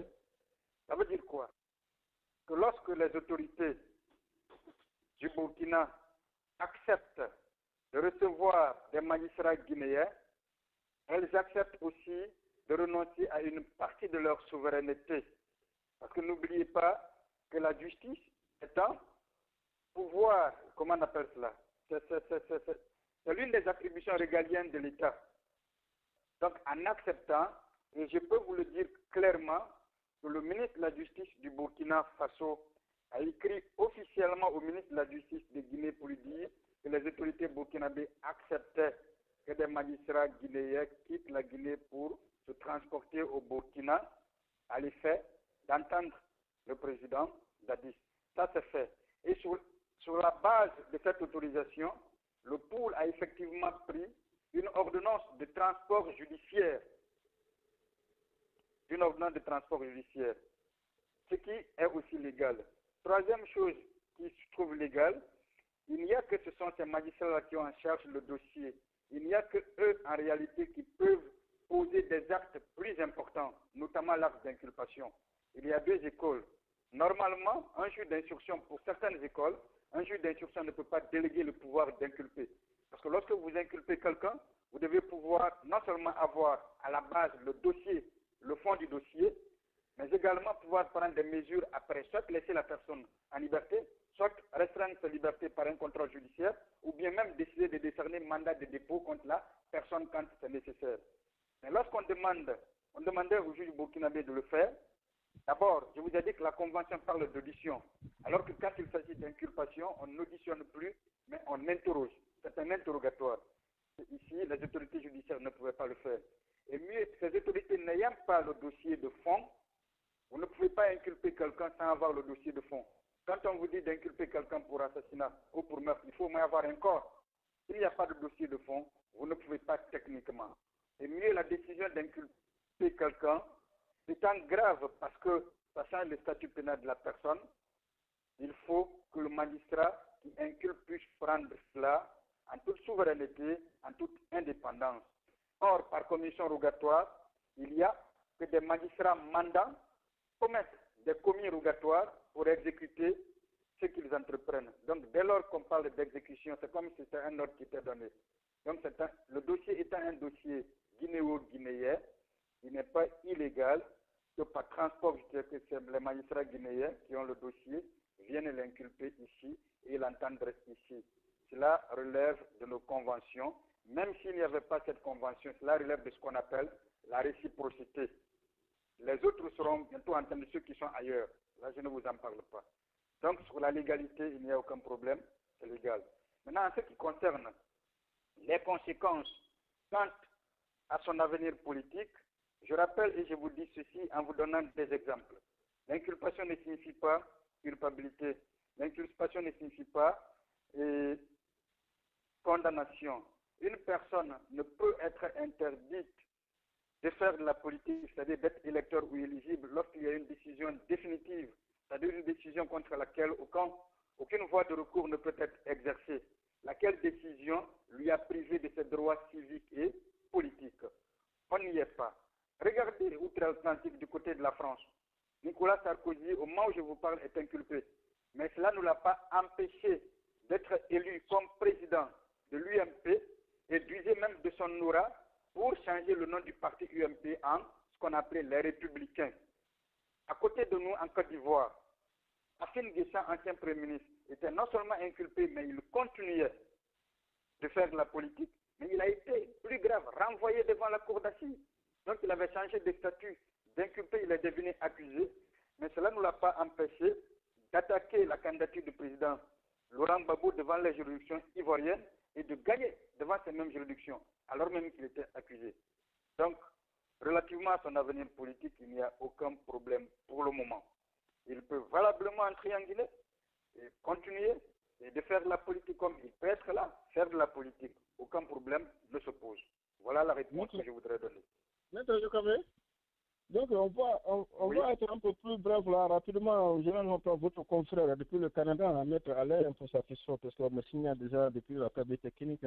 Normalement, c'est 60 minutes. Il nous reste 5 minutes pour atteindre le truc, à moins que le compteur soit sûr. Donc, nous allons partir avec Maître Alain Koné, et peut-être après ça, le directeur de la radio, M. Issa Kouma. Donc, nous allons fermer porte et fenêtre, et après, un autre jour, nous verrons comment les choses se passent. Alors, Maître Alain Koné, depuis le Canada, Maître Alain. Est-ce que Maître Alain me suit?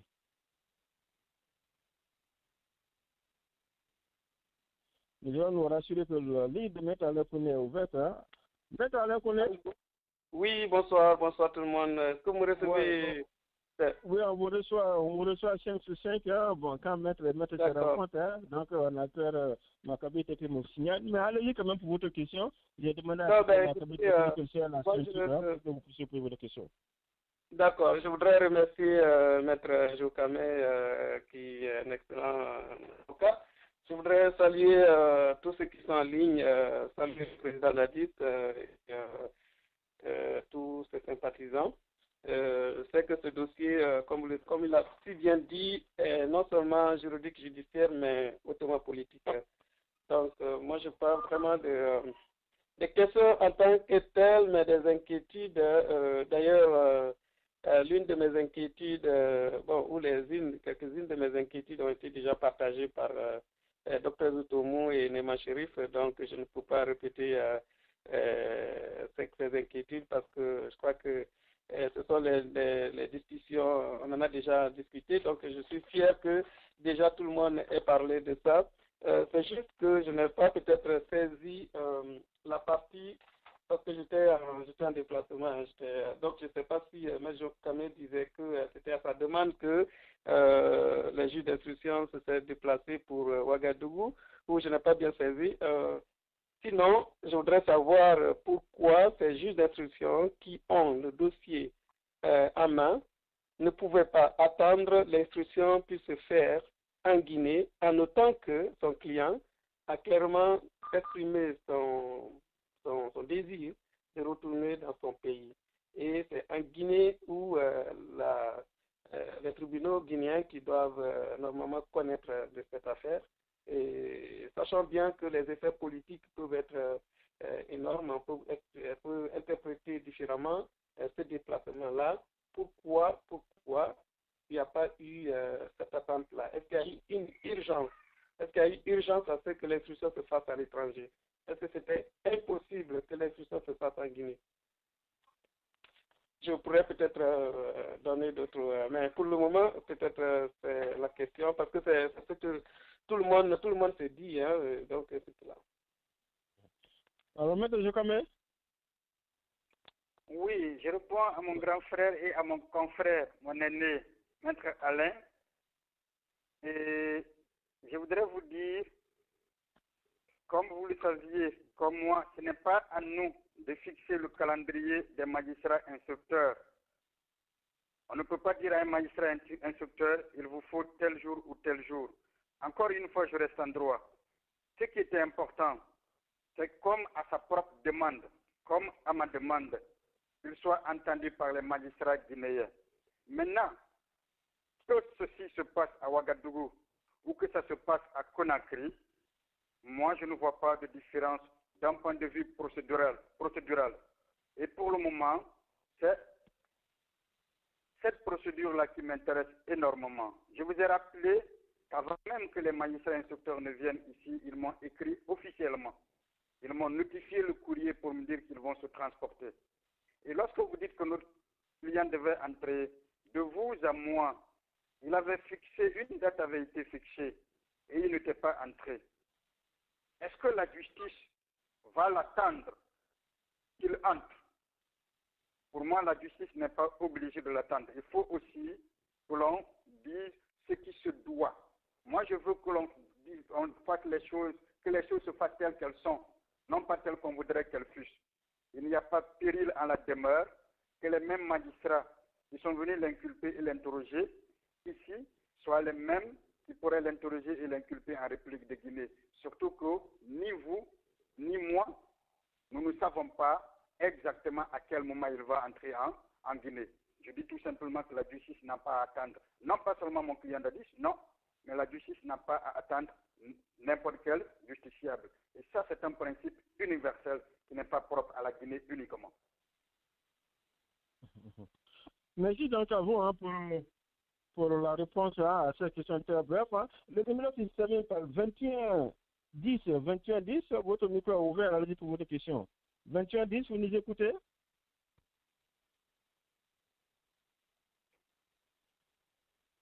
Alors, nous parlons donc avec M. Issa. M. Issa, oui, 2010, je suis là. Ok, allez-y s'il vous plaît. C'est qui est ce là? Mamadou Bal des Médias d'Afrique. Ah, mon frère Médias d'Afrique, il fallait me signaler là depuis longtemps. Comment est-ce que ça va? Très bien, je suis très heureux d'écouter Maître Abba.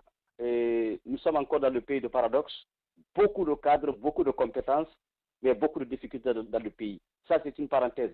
Ma question, c'est la question que nous recevons chaque jour dans nos émissions, mais des questions auxquelles nous ne pourrons pas répondre puisque nous ne sommes pas juristes, on n'est pas dans la justice, on ne connaît pas. Alors, la question, c'est quoi?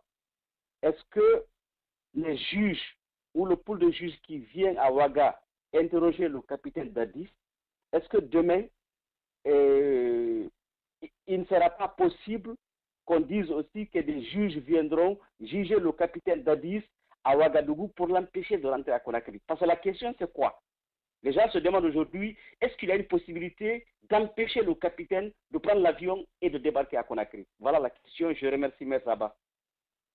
Maître Jokamé? Oui, M. Baldé.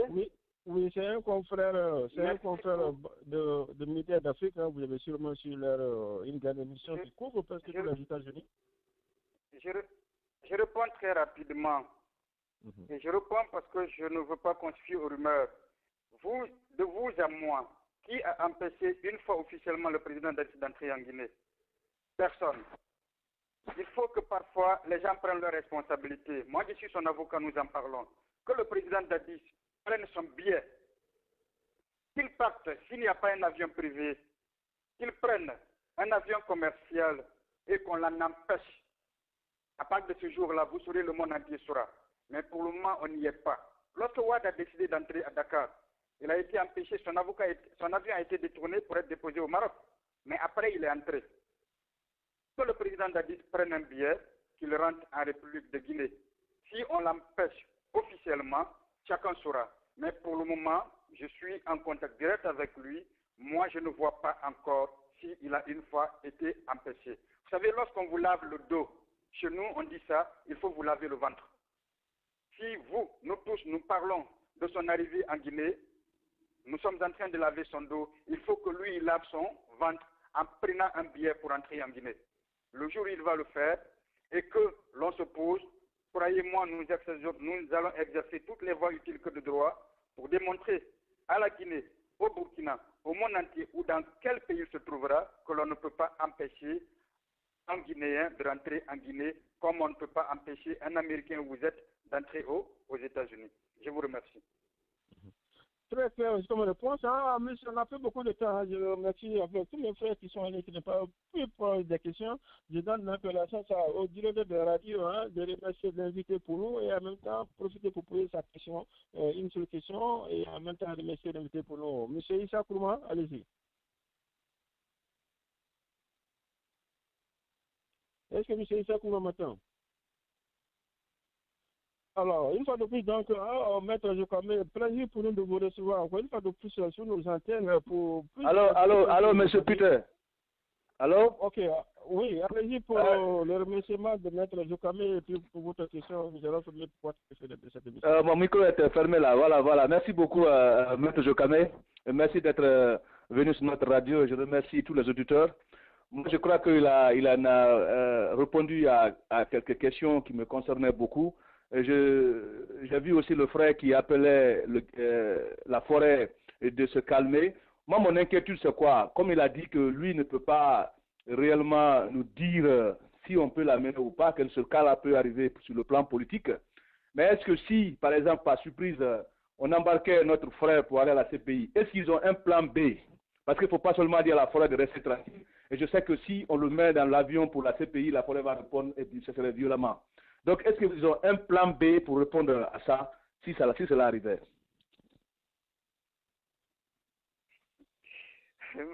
Monsieur Issa. Oui, alors, Maître Jokamé. Oui, allô. Oui, Maître Jokamé, je pense que. Écoutez. Allô, Maître Jokamé, allez-y. Non, mais allô. Je vous entends. Allô, Peter. Allô? Oui, maître. Allez, vous n'avez pas la parole là. Non, nous ne pensons pas que Maître Jokamé soit amené à répondre à cette question, d'autant plus qu'il a été clair, il a été vraiment clair. Donc je pense que ce n'est pas la peine du tout de le mettre devant ces faits-là, ce serait un peu plus difficile. C'est pourquoi nous intervenons même si on n'a pas de parole. Écoutez, qui est la modération? Oui, mais la cabine technique, vous pouvez fermer le micro, s'il vous plaît, cabine technique. Peter. Merci donc à vous. Maître Jokamé, vous m'entendez? Oui, je vous entends. Ok, merci donc une fois de plus au nom donc, de la grande radio de CNDF d'avoir répondu à notre question. Vous êtes un avocat, vous êtes un maître. Nous ne pourrons pas, comment on appelle ça, dans la logique des droits, on ne peut pas empêcher un auditeur de poser une question, quelle que soit la nature, mais l'inviter de décliner et de se dire je préfère passer à cette question. Alors, vous avez écouté un peu comment on appelle ça, la question de M. Issa Kourma. Est-ce que vous êtes à mesure d'y répondre ou bien vous voulez tout simplement qu'on y passe sur cette question? Je ne peux rejeter sa question dès lors que je n'ai pas rejeté une autre question. Donc, je réponds en disant ce que j'ai déjà dit, la politique est plus forte que tout. J'ai dit qu'en l'état actuel de la procédure, d'un point de vue juridique, aucun élément ne permet à la CPI d'être saisie. Maintenant que les politiciens se décident d'envoyer telle ou telle personne à la CPI, pour moi, s'il y a un plan B, ce plan B sera connu au niveau de la CPI. Parce que n'oubliez pas que la CPI elle-même est quand même régie par un certain nombre de lois. Et qu'il suffit peut-être simplement de dire que la CPI ne peut pas le recevoir. Mais pour le moment, les considérations politiques qui peuvent amener à envoyer tel ou tel dépassent la compétence, non pas seulement de l'avocat, mais dépassent la compétence même de la loi. C'est pourquoi la politique, pour ceux qui savent le rapport entre politique et droit, parfois la politique prime sur le droit. Et s'il devait être envoyé, transféré, ce serait une décision politique, ce ne serait pas une décision juridique. Et dès lors que la politique parfois prime sur le droit, on ne pourra rien faire. S'il y aura un plan B, nous allons le concocter, mais pour mieux assurer sa défense de l'autre côté. Merci. Merci donc à vous. Nous sommes juillet 11 aujourd'hui. Je réitère encore ce que je vous ai dit un peu plus tôt. Pardon, s'il vous plaît, faites-nous signe dès que vous avez une réponse favorable pour vous transmettre côté ici au niveau des États-Unis, pas seulement la grande communauté forestière, mais toute la grande communauté africaine, guinéenne aux États-Unis sont quand même en soif de vous voir et d'apporter leur soutien à vous, Maître Joukame. Donc ne venez pas la nuit pour sortir la nuit, faites-nous savoir et nous serons tous à l'aéroport pour vous accueillir en tant qu'un grand avocat et dans le monde a bien le connaître. Une fois de plus, merci à vous pour votre temps et si vous avez un dernier mot, allez-y et puis donc nous resterons entre nous, s'il vous plaît, Maître Joukame, pour votre dernier mot. Je vous remercie plutôt pour tout et le Conseil supérieur de la diaspora forestière, pour moi, c'est une chance pour toute la Guinée, pas seulement pour la forêt. Et moi, je vous encourage, continuons comme cela, mais un conseil, ténacité, n'abandonnons jamais, c'est tout ce que je peux dire. Merci donc à vous. Et une note musicale de la part de la cabine technique pour accompagner Maître Joukame. Nous allons rester 15 minutes pour décortiquer un peu ce qui s'est passé. Une note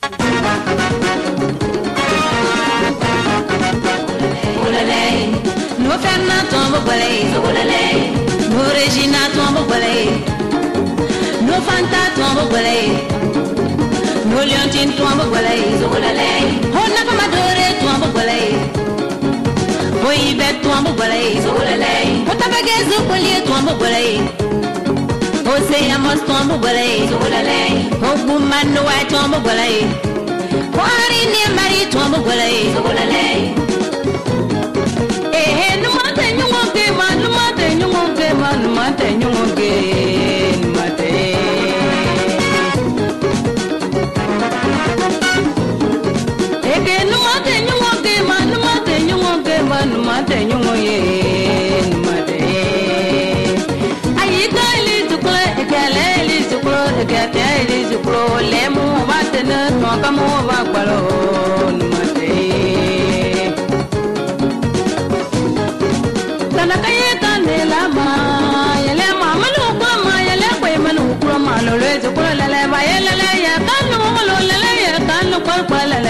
Nyonge, lebe ka bodi ne o baleye.